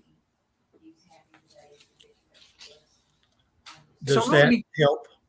Yeah, I'm not really sure in what way, how that's, because remember the title of the debate is the good scientific evidence, Yes. And I think what you presented there with no calculations, it's okay to say young Earth creationist calculations say this is going to fit, and young Earth creationist calculations say it doesn't fit in old Earth, but really, in a debate where we're supposed to be looking at actual scientific evidence, that's more of an anecdote, and obviously, quick Google there while you were talking that most of the naturally found nickel on Earth is sort of in the southern hemisphere, Australia, South Africa, although there is some in Russia and Canada, and so I don't know. It seems odd to me that you're saying, there seems to be a lack of it in the middle of the Atlantic, when it's taken me 2 minutes even just to look and see, well, actually the majority of it isn't found anywhere near there anyway. There's no calculations with what you've said, so I don't see any way I can take what you've just said as good scientific evidence, which was the title of the debate. Good scientific evidence for a young Earth, and I just don't see how that's good scientific evidence with no calculation, no paper. I just see it as an anecdote. Am I allowed to make a comment, Donnie? Go ahead, David. Yeah, we still got a couple minutes left. Yeah. My critique of what you say, Al, is I have visited the huge nickel mine in Sudbury, Ontario, Canada. I've been close. I haven't actually gone to the one. I've done some field work in Zimbabwe, but I didn't get down all the way to see the huge nickel deposits down in the Bushveld area there. So I know that in rocks without fossils, Precambrian rocks, there are found these huge nickel deposits. And I'm aware that they are on continental masses. But that doesn't negate the point that we can make modern calculations, and they are published in the oceanographic literature, about how much erosion from the land masses go in. And the erosion of those land masses would certainly include, for example, the Sudbury deposits eventually filling into the Mississippi River Valley, river basin, and out to the Gulf of Mexico. So I think there's better science behind this than you might think, Al. Okay, I'm going to jump in real quick. To be completely fair, Catz, now you get the final word on this point. And so feel free, go ahead, take your time. Thank you. So, yeah, I mean, there very well may be better science on it. And my kind of point on this would be that if we're having a debate on is there good scientific evidence of an old Earth, of a young Earth, and you bring to the debate of is there good scientific evidence for young Earth, if one of your talking points is nickel deposits, if then when I question that, we have to say, well, there's probably, if your response to that is, well, there's probably some good evidence somewhere, then I would say that you haven't seen that evidence and you haven't brought that evidence to the debate. And I can only take your word for it that there's good scientific evidence somewhere, but nobody here has seen it and nobody watching has seen it. Gentlemen, I appreciate the discussion. I could probably listen to this for another 40 minutes, but we do have to move on. And so, David, if there is anything you'd like to respond there to what Catz said, save it for your closing statement, because, gentlemen, we do still have 5 minutes each to wrap up our thoughts, wrap up our points, and address anything that we feel may not have been addressed adequately. So, David, you do get the first 5 minutes, and then Kat, you get 5 minutes. And then we are going to get into some audience questions that Kaz, thank you very much, Kaz, for being diligent. He has saved a bunch of audience questions. So, David, whenever you're ready, the floor is yours. 5 minutes. Once again, I'll begin my 5-minute close by complimenting Al.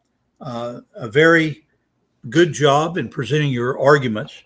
I do not believe that your conclusion is correct, and we'll talk about that more with some audience questions.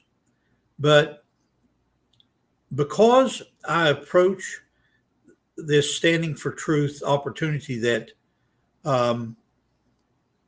Donny has given me, my focus generally is to find evidence for biblical truth about things.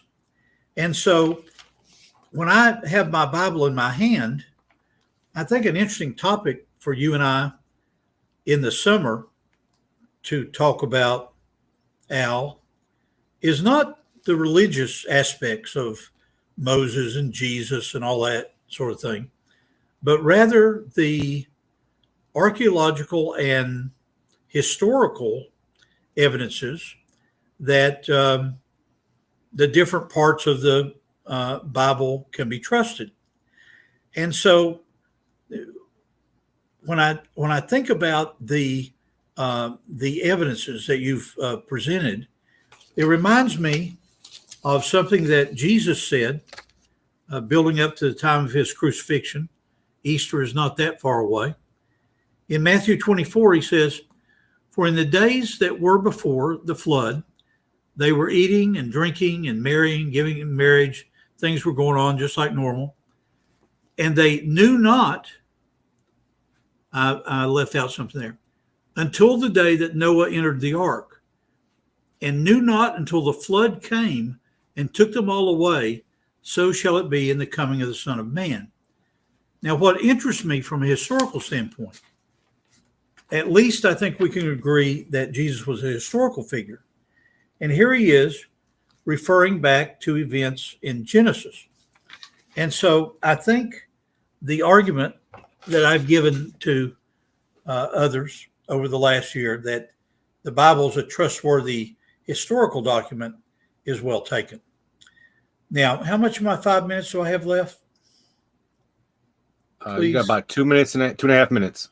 2.5 minutes. Okay. Let me quickly go back over these points. Science is not done by majority opinion. Majority opinion comes into play in a lot of parts of life, but not in science. And so just because there are a lot of people that disagree with Gentry's work about the halos doesn't make his work wrong. Dalrymple's critique that there might have been some problem with our measurements is simply wrong. I was there. I made some of the measurements. I know that they're within the accuracy of the microscope. This issue of population statistics is fascinating to me and important. We're often challenged. Well, McQueen, there's 8 billion people on Earth. Then we're going to run out of room. If you go to National Geographic and pull up a map of Louisiana, this is the black areas where I live. We have parishes here instead of counties. It turns out that National Geographic points out that if everyone on Earth stood shoulder to shoulder with no room at all between us, we could all fit within that black area there. So the idea of population statistics is, I think, widely misunderstood by people. And if evolution were true, we'd have a lot more people. The decay of the Earth's magnetic field, modern 21st century creationists recognize that there are magnetic reversals. And we may address that with some of the questions later on. So the issue is not that there's never been a magnetic reversal. The issue is that this right-hand rule is an argument against the dynamo theory. And I think we've talked enough about the volume of nickel. Very much have appreciated the opportunity to summarize the scientific side of a young Earth. David, thank you very much for that 5-minute closing statement. We're now moving on to Catz. Catz, you also get your 5-minute closing statement. Whenever you're ready, the floor is yours. I don't think I'll need 5 minutes. I do want to thank David. He's been ultra civil in the email exchanges building up to this debate, as is Standing For Truth. Obviously, got a lot of respect for both of them. David, in terms of your offering to debate me on the archaeological comments in the Bible, I think you'd rip me apart if we did that. So I'm going to decline. I don't think I'd be able to live with you. Oh, you're too harsh. You're too hard on yourself. But maybe we could find something else to talk about. As far as it goes with the science, I opened up this debate for those that were there at the beginning, and I said that normally I debate people who are just blatantly wrong, flat earthers, people that deny viruses exist, they're just absolute numbnuts. And often they will sit there and they'll say, prove to me the earth isn't flat. Prove to me it's a globe. Prove to me viruses exist. And it doesn't matter how many scientific papers you throw at them, how many satellite images, how many whatever, how many scientific laws that you explain to them, they'll sit there and not understand any of it and just say, oh, that's not good enough for me. So to be on the receiving end of that tonight, I thought that would be good. The title of the debate was, is there scientific evidence for a young Earth, or is there good scientific evidence for a young Earth? And I thought that I would have scientific papers thrown at me. And that didn't happen. In fact, it was me in the opening statement that brought the scientific papers. I thought I would have scientific, established scientific arguments thrown at me, but that didn't happen. It was me using, for example, the isochron dating that brought the scientific arguments. And, as much as I respect David, as much as I respect Standing For Truth, and I'm not coming here to bash religion or anything like that. I never tell anybody if I'm an atheist or a Christian or whatnot, because to me, it doesn't matter. It's about the science. You can believe that you can believe I'm a Satanist. You can believe I'm a Christian. It doesn't matter as long as you think that I've argued the science. That's all important to me. And I just don't think that there's been any science offered tonight whatsoever. There's been opinions. There's been kind of assumptions. Well, what if the dynamo effect is wrong? Or what if the population kind of expanded in this way? But for the debate to have the title, is there good scientific evidence for a young Earth? Well, clearly not. And that's that. Okay, Catz, thank you very much for your concluding statement. Gentlemen, that concludes the concluding statements and the debate itself. I do want to thank you both for the work, time, and effort you put into prepping for this debate, Catz and David. Always cordial, always professional, and I enjoy the technical back and forth as this exchange was. So time has flown by, and we do have about 25 minutes worth of audience questions, which Kaz has saved for us. Kaz, I wanted to ask you real quick. I saw a couple more super chats just come in.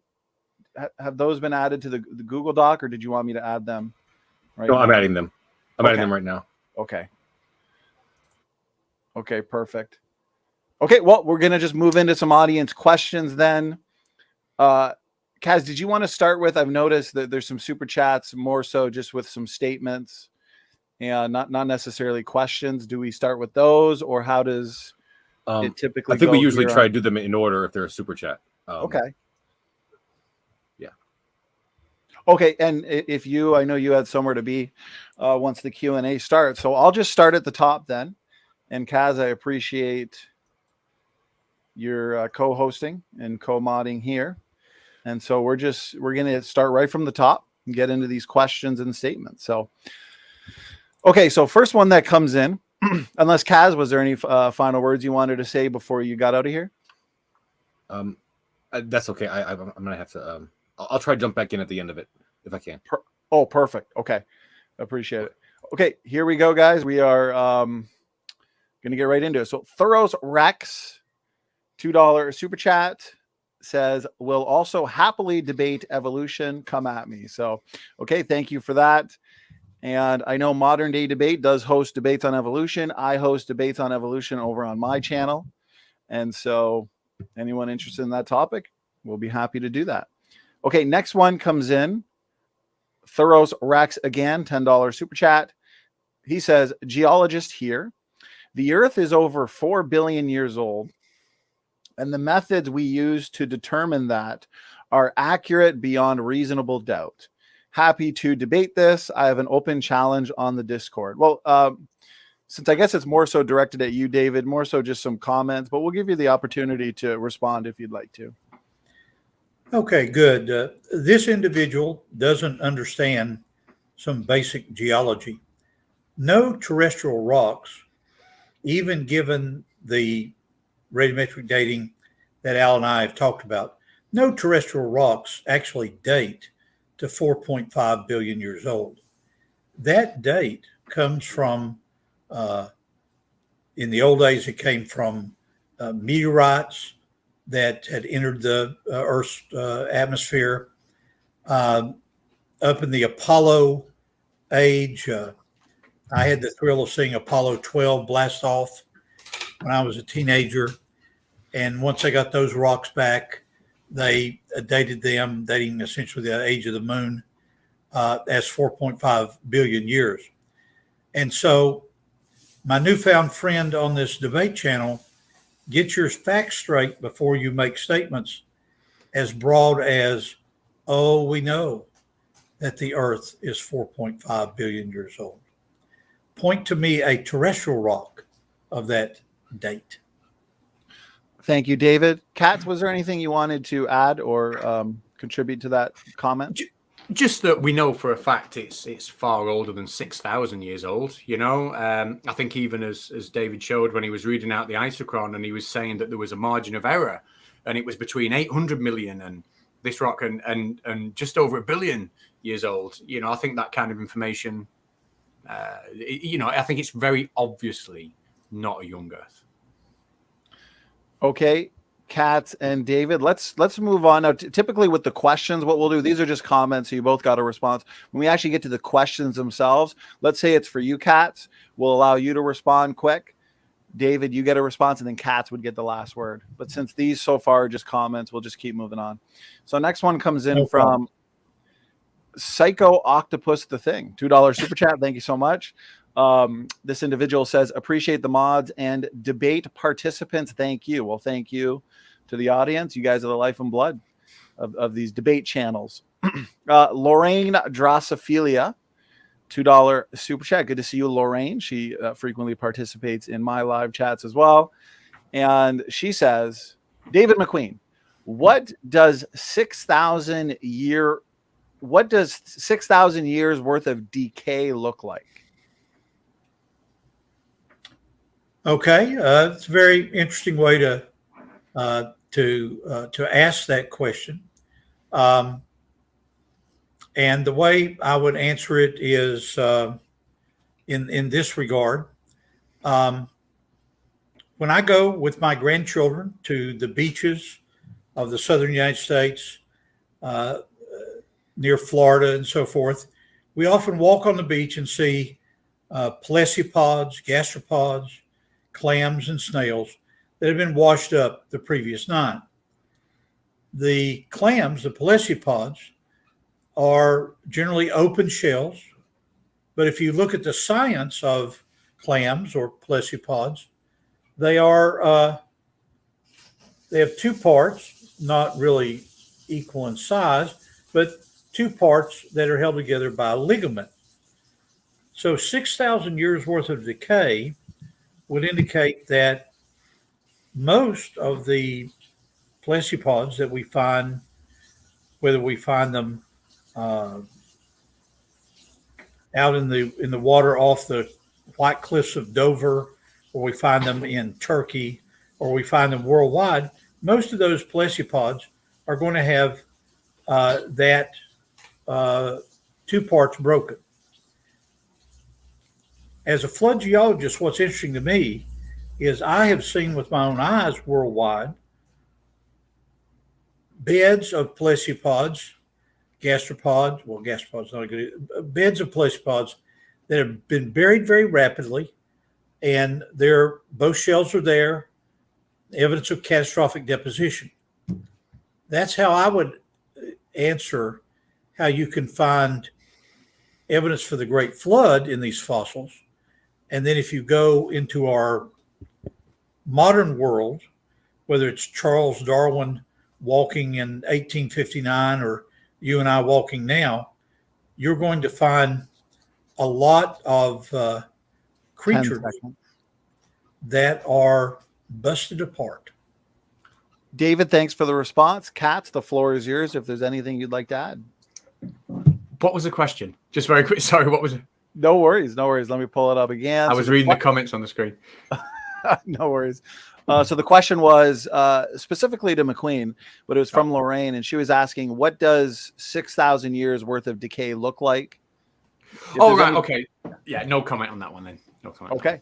Appreciate it. So we will move on. So the next one comes in from Infini Ryu. $5 super chat. Thank you so much for supporting Modern Day Debate. Question is Appalachian Mountains ? That's where me and my sister went on our first date. So thank you for that. Okay, moving on to the next one. Thuros Rex, $5 super chat. And Thuros Rex is coming at you, David. So we'll give you the opportunity to respond however you feel fit. And Thuros says, David, you're wrong saying an index fossil trumps dating. Entirely wrong, this individual says. I've had multiple professors older than you say the complete opposite. So what are your thoughts to that, David? Well, first, my regards to your professors. I turned 70 years old this summer. If they're older than I am, I hope they can still get up and down to make their comments. But joking to one side, if you go to the geologic literature, and you can easily Google this very famous group of marbles in the Appalachian Mountains. And if you Google the MURPHY, Murphy Marble Belt, if you look through that literature from about 1965 through about 1980, for example, you'll find an actual fascinating debate over the contrast between this trilobite that was found there and the radiometric date. The old Earth community went nuts over this because a lot of traditionally trained geologists, like my mentor with the United States Geological Survey, would always accept the Cambrian trilobite to be 500 to 600 million years old and immediately dismiss the old Earth viewpoint. So the way that traditionally trained geologists have viewed index fossils, look this up. I think you'll find it an interesting read. Thank you, David. Moving on, unless Katz, there's something you wanted to add. No, that's fine. Okay, appreciate it. We're moving along smoothly. So next question comes in from Extra Juicy. Thank you for your question. Question for David. Which came first, your degree or your young Earth belief? Now that's a very important part of my biography. When I was in my first 2 years of college, I took the viewpoint that God simply used evolution to produce a pre-Adamic man and all the different creatures. And so those first 2 years, I had no real conflict in my thinking. During that time, I was part of the geology program at the University of Tennessee, Knoxville, while attending a junior college in Kentucky. And then when my wife and I married 50 years ago in 1972, we moved to Knoxville, and I got my undergraduate degree from the University of Tennessee. During the first few months of that experience, I retained my idea of a theistic evolution explanation and an old Earth. In that time, I began to be alerted to the works of creation scientists like Dr. Henry Morris and others that argued for a young Earth and that argued for an anti-evolutionary view. As the years went on, I had a chance to teach at Virginia State University near Richmond, Virginia, as a geologist, taught petroleum geology there. And the more that I saw of the data of the origin of crude oil and so forth, the more convinced I became that this had to be forming rapidly, that stratigraphic units had to form rapidly. And so by the time I had gone as a NSF graduate fellow to the University of Michigan in 1975, I was completely convinced of a young Earth viewpoint. I was in the PhD program at Michigan. Looking back on it, I was a little bit too vocal, and they would not allow me to have a PhD as a young Earth creationist.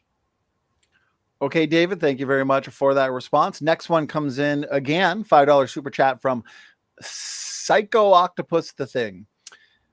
Question for David McQueen. Do you reason that the Bible is true first, then go about looking for evidence that confirms it, or vice versa? Well, with 12 minutes left, I almost don't know how to answer that question. It is true that the Bible is not a physics textbook like Al is writing for his students there in the UK. So that is true. It's not a science textbook. But in those areas where the Bible comments about things, in my study, what the comment is true. For example, in Leviticus chapter 17 and verse 11, it says, "For the life of the flesh is in the blood." Well, this was written a long time before European scientists fully understood what the blood did and carrying oxygen and so forth, and certainly a long time before Greek and Roman scholars. So in those areas of science which touch, when I've read the Bible, I have seen that there's a correlation. That's the quickest answer I can give. I appreciate you, the response there, David. So next one comes in from Hates Stairs, $10 super chat. And it's a hot one here, literally. David, please explain how you resolve the heat problem. So definitely a hot topic, and questions for you, David. Go ahead. Figuring that Al would bring that up, I just happen to have my equations here. For those of you that may not be aware, Standing for Truth, George Bond and me have worked on this issue of the heat that's generated by catastrophic plate tectonics. And if you'll give me full screen so they can see this, here's the first counter argument. If you look at the calculus that's involved in the Carnot cycle, and I would imagine in this physics book that you're writing, Al, you've got a section on this. Here is the differential of pressure versus temperature, dq over dt. the old Earth idea that all this is perpetually being drawn into the mantle and coming back up is actually a perpetual motion machine and violates the second law of thermodynamics. My argument is that in every closed system, entropy always increases. But this is actually my favorite argument. I better hold it up here. If you work on differential equations, and this comes from Stacy's book, page 203, the mantle creep gets really very interesting. I won't go through all this, but you can go to Stacy's book, which is out there, and note that this epsilon dot is the rate of deformation by creep alone. Well, if you know how differential equations work, they work backwards of everything else. And so at a very small difference, this mathematical evaluation of creep allows you to say, wait, this old Earth model is really insufficient and implies a catastrophic plate tectonic model. Yes, that's it. Thank you, David. Katz, if there's anything you'd like to add or contribute to the heat question, go, or we can move on, whatever works for you. Just very quickly, I'll just share my screen. As much as David just said then, he thought I was going to bring that up. I thought he was going to bring something else up. I thought he was going to bring helium diffusion rates up. I'm sure you're familiar with that argument. So I thought I'd look at helium diffusion rates, and I did, and I looked at the work from Humphreys, and I just happened to stumble across Humphrey. I can't remember. I don't know his first. What's his first name? Humphreys, the scientist. Russell Humphreys. That's him. I happened to come across a nice little quote of his in one of the papers he wrote that was dealing with the removal of heat from the Earth, and he wasn't as scientific as you was about it, David. He didn't have like the math, the maths around it. He just simply said, of course, God was directly involved, so it's possible that he employed some supernatural process which does not occur today and cannot be detected. So that was the answer that I thought you were going to give. So I was really impressed that you pulled some maths out there. I thought that was something I wasn't expecting. Well, one of my goals, Al, is to impress you. So I'll save you to describe the Carnot cycle in class tomorrow. Yeah, we'll do that off stream. Yeah, do that another time. Debate mission accomplished. You've both impressed each other. So that's the goal, and we've met it. Okay, so next question comes in from, a comment from Heat Shield. Appreciate the support for Modern Day Debate and keeping these debates going. So Heat Shield says, thank you, Katz and Dave. Hope to see you both talk again soon. So, well, thank you. And yes, been a lot of good feedback to this professional and very technical discussion. I've very much enjoyed it. Okay, so next one comes in from Good Question.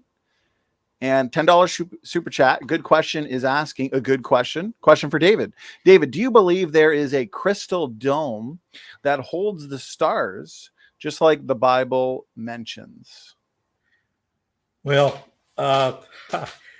it turns out in a debate that I had 10 days ago with an individual who criticized my knowledge of Hebrew and wanted me to look at the cosmology that rabbis in 1000 AD or even 1000 BC. He challenged me to look at that's actually what Genesis is saying. I have looked at the Hebrew words. Now, I don't speak Hebrew, but I can read books and find out what it means. And he's simply wrong, but wrong in this way.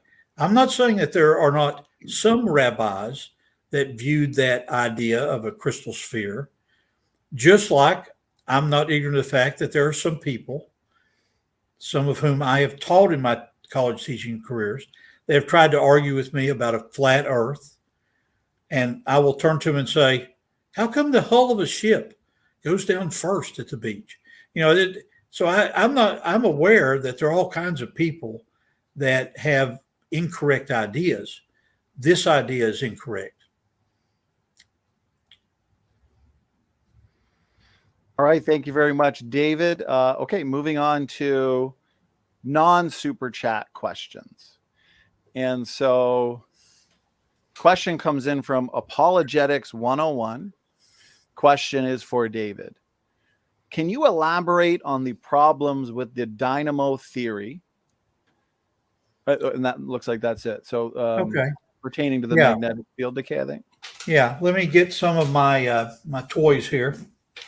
When I was at the University of Michigan, I was fortunate enough to take a geophysics class with a European scientist named Rob van der Voo. And Rob van der Voo was an expert on magnetic reversals. And he got me thinking all the way back in this would have been 77, 76, about the idea of the reversal of the Earth's magnetic field. A creationist before, let's say, 1980, thought that there was something screwy about the magnetic striping. And so what their viewpoint was, if you take the Earth and you look at the decay of the Earth's magnetic field, the dynamo theory is a theory in geophysics where this, I can put it back up here. I think I can. There we go.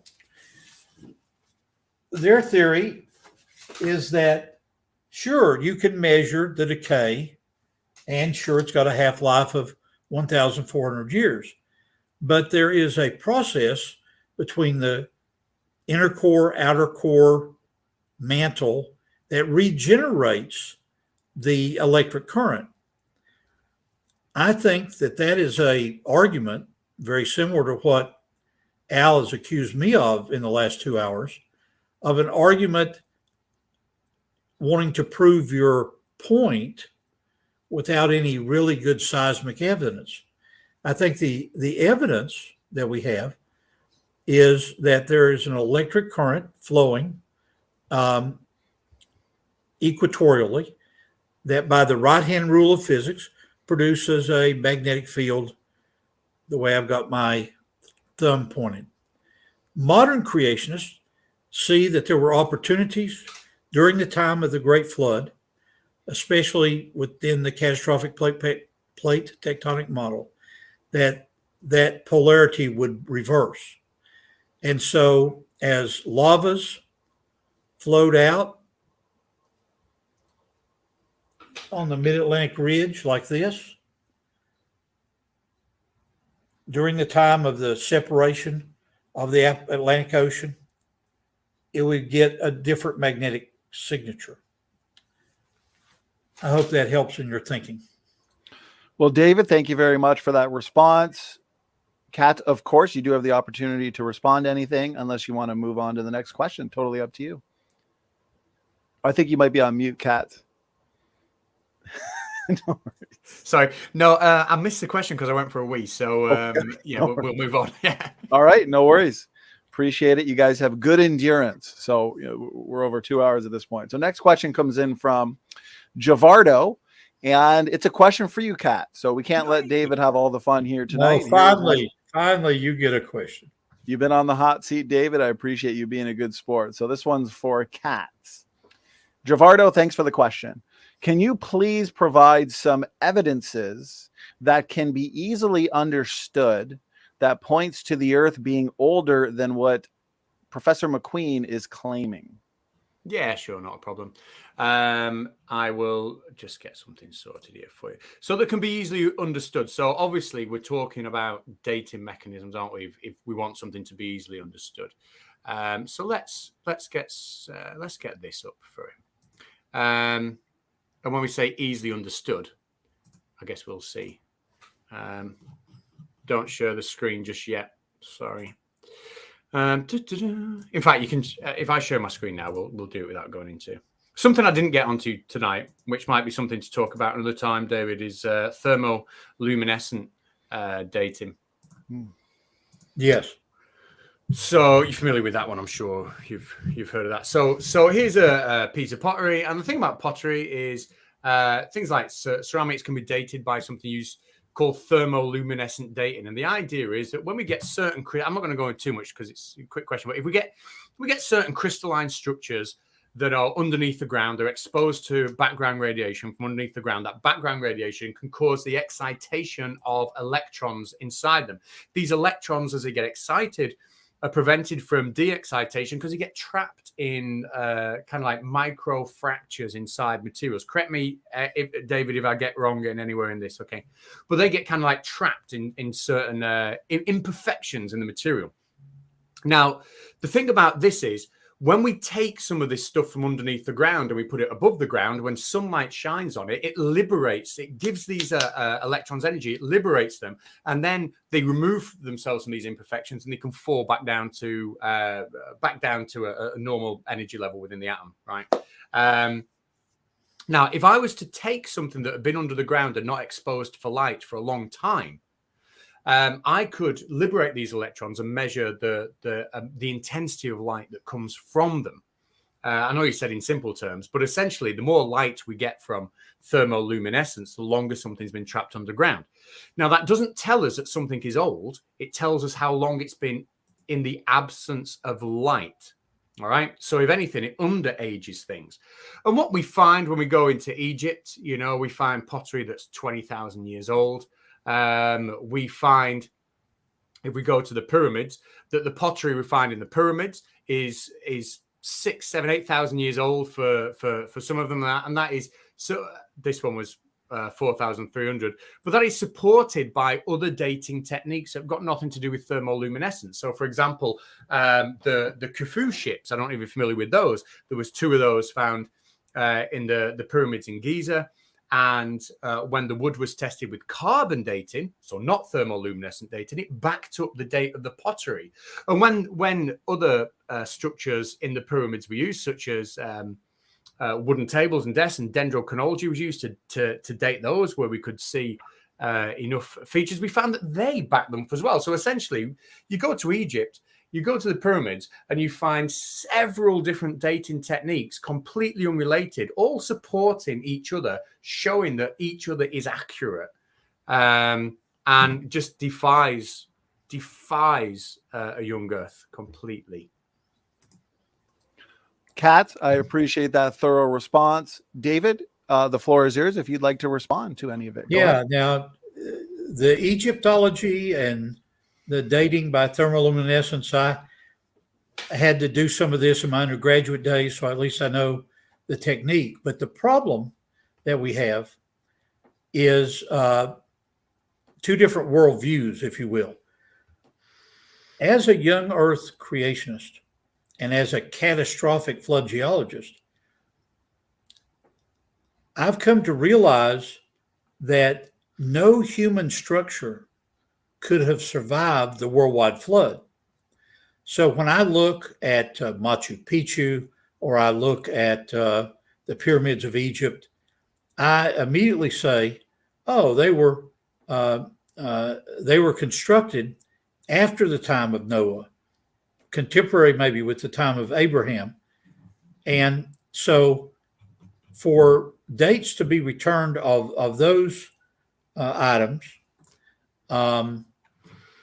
of 4,000 years, it doesn't exactly fit Bible archaeology, but there's a lot of things about carbon-14 that 21st century creationists have learned that allows us to maybe calibrate that. Thank you, sir. Thank you, David. Catz, question was for you. You get the last word.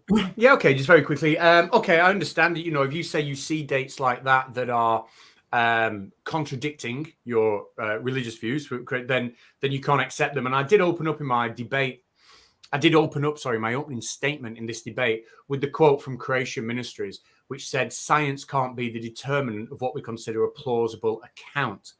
And I think you've highlighted that the science clearly shows it's older than the biblical take would have.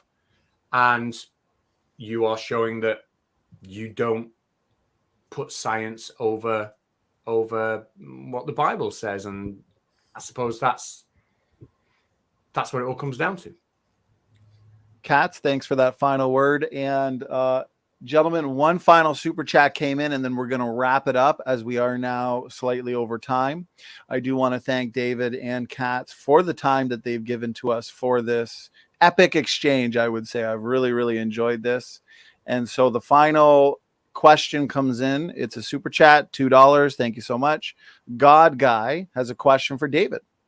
David, are dimensional aliens real / demons, or are they fake? When I was at the University of Tennessee, one of the members of our Science in the Bible discussion group was a professor named Roger Rusk. Now, those of you that know American history may recall that there was a very senior member of the administration named Dean Rusk during that time. And so we were talking about the strange things you see at a Tennessee-Alabama football game and UFOs, that kind of thing. So I asked him if he'd ever asked his brother, who had access to secrets, what he thought about UFOs. And his only comment is, he said, well, brother, you would be amazed at the ultra secret military aircraft that we have. The point of view that I have come to over the years is most of what people see are just that, ultra secret military aircraft, lights in the sky. But some of the other occurrences probably are related to demonic activity. So it's a complicated issue. David, I appreciate the response. Catz, is there anything you'd like to add? Well, just quickly, I mean, hand on heart, I don't believe that, aliens have visited, or I don't believe in interdimensional beings or whatnot, but I will admit that is a belief.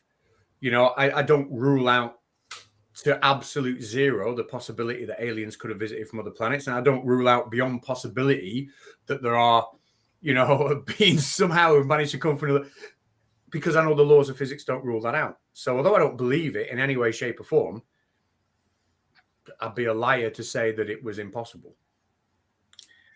And Donny, I want to make a final compliment to Al. Sure. Very much enjoyed this, my friend, and I hope in the summer we can find another topic that we can debate with this kind of vigor. I'll go back now to my friends. I want to take a 5-minute break, but I would like to come back and be part of that after show that you told me about. So I'm so sorry, David. I'm afraid I'll have to cancel that show. Just let everybody know in the chat as well. I can't do it tonight. There's some family issues that came up. So okay. Well, I understand family issues. In that case, I will move my cursor down and say good night to the three of you. We will talk more. Thank you, Al. Thank you, David. David, thanks for the final word, and I'll wrap things up. That concludes the Q&A. And great questions, excellent questions from the audience. This really was a fantastic debate. I've enjoyed it. Catz, well, actually, Catz, I'll hand it down over to you if you wanted to kind of wind things down and wrap it up. Batman's got to go back to the Batcave. Bye-bye. Bye, See you later, David. Thank you. Yeah, no, I just want to say thanks. Sorry. No, yeah, sorry, really enjoyed that. Really, really enjoyed that. Thank you so much. And I'd love to come back on. Well, that's it. Yeah, happy to touch base with you again, Donny, and more than happy to do any debate that you're or James. I don't want anyone taking away that I've got to get you, but it's nice to touch base with you again. So anytime you're moderating, or James as well, be clear, I'm happy to step in. Well, it's great to touch base with you as well, Catz. Always a pleasure. I'll definitely stay in touch, and we will hopefully set up some fun shows, some debates in the future. So, Catz, thanks for doing this. You are in the future. It's late for you, so we'll let you get out of here and get some sleep. Thanks for a great debate, Catz. Thank you. I'll pop off then. Thank you. Bye-bye. All right. Well, Donny, you want to say anything to say goodbye to everybody real quick? Sure. Yeah. I want to thank everybody for tuning in. I appreciate all the support that has come in for James Kunz and all the work that he is doing here on Modern Day Debate, putting on some really excellent and important debates. So as always, time has flown by. I am kind of a debate addict. And so these debates do fly by. 2.5 hours. I think it was a thorough debate on scientific evidence of a young Earth. Critical thinking is important, guys. That's why James, that's why myself over at my channel, this is why we host so many debates on these kinds of topics. So please share around this content, share it around to your friends and family. If you're not yet subscribed, hit that subscribe button. So Kaz, over to you. All right. Thank you so much, Donny. I really appreciate it. And you've done a great job tonight. Really, it's a very admirable job you did tonight. Thank you so much. I just want to say, once again, thank you to you. Thank you to the debaters who are the lifeblood of the show. Thank you both, David McQueen and Catz, for showing up today. Thank you to the moderators in the chat for elevating the conversation. Thank you to James for creating this platform, and everybody in the audience who sent in super chats, and everybody who commented and elevated the conversation as well. Thank you to everybody else. And like it if you loved it, share it if you want to spread it, and subscribe. We have many more debates coming your way that you don't want to miss. Our speakers are linked to the description below, so check them out. Do it right now. Everybody have a great night, and remember, keep sifting out the reasonable from the unreasonable. Have a great night.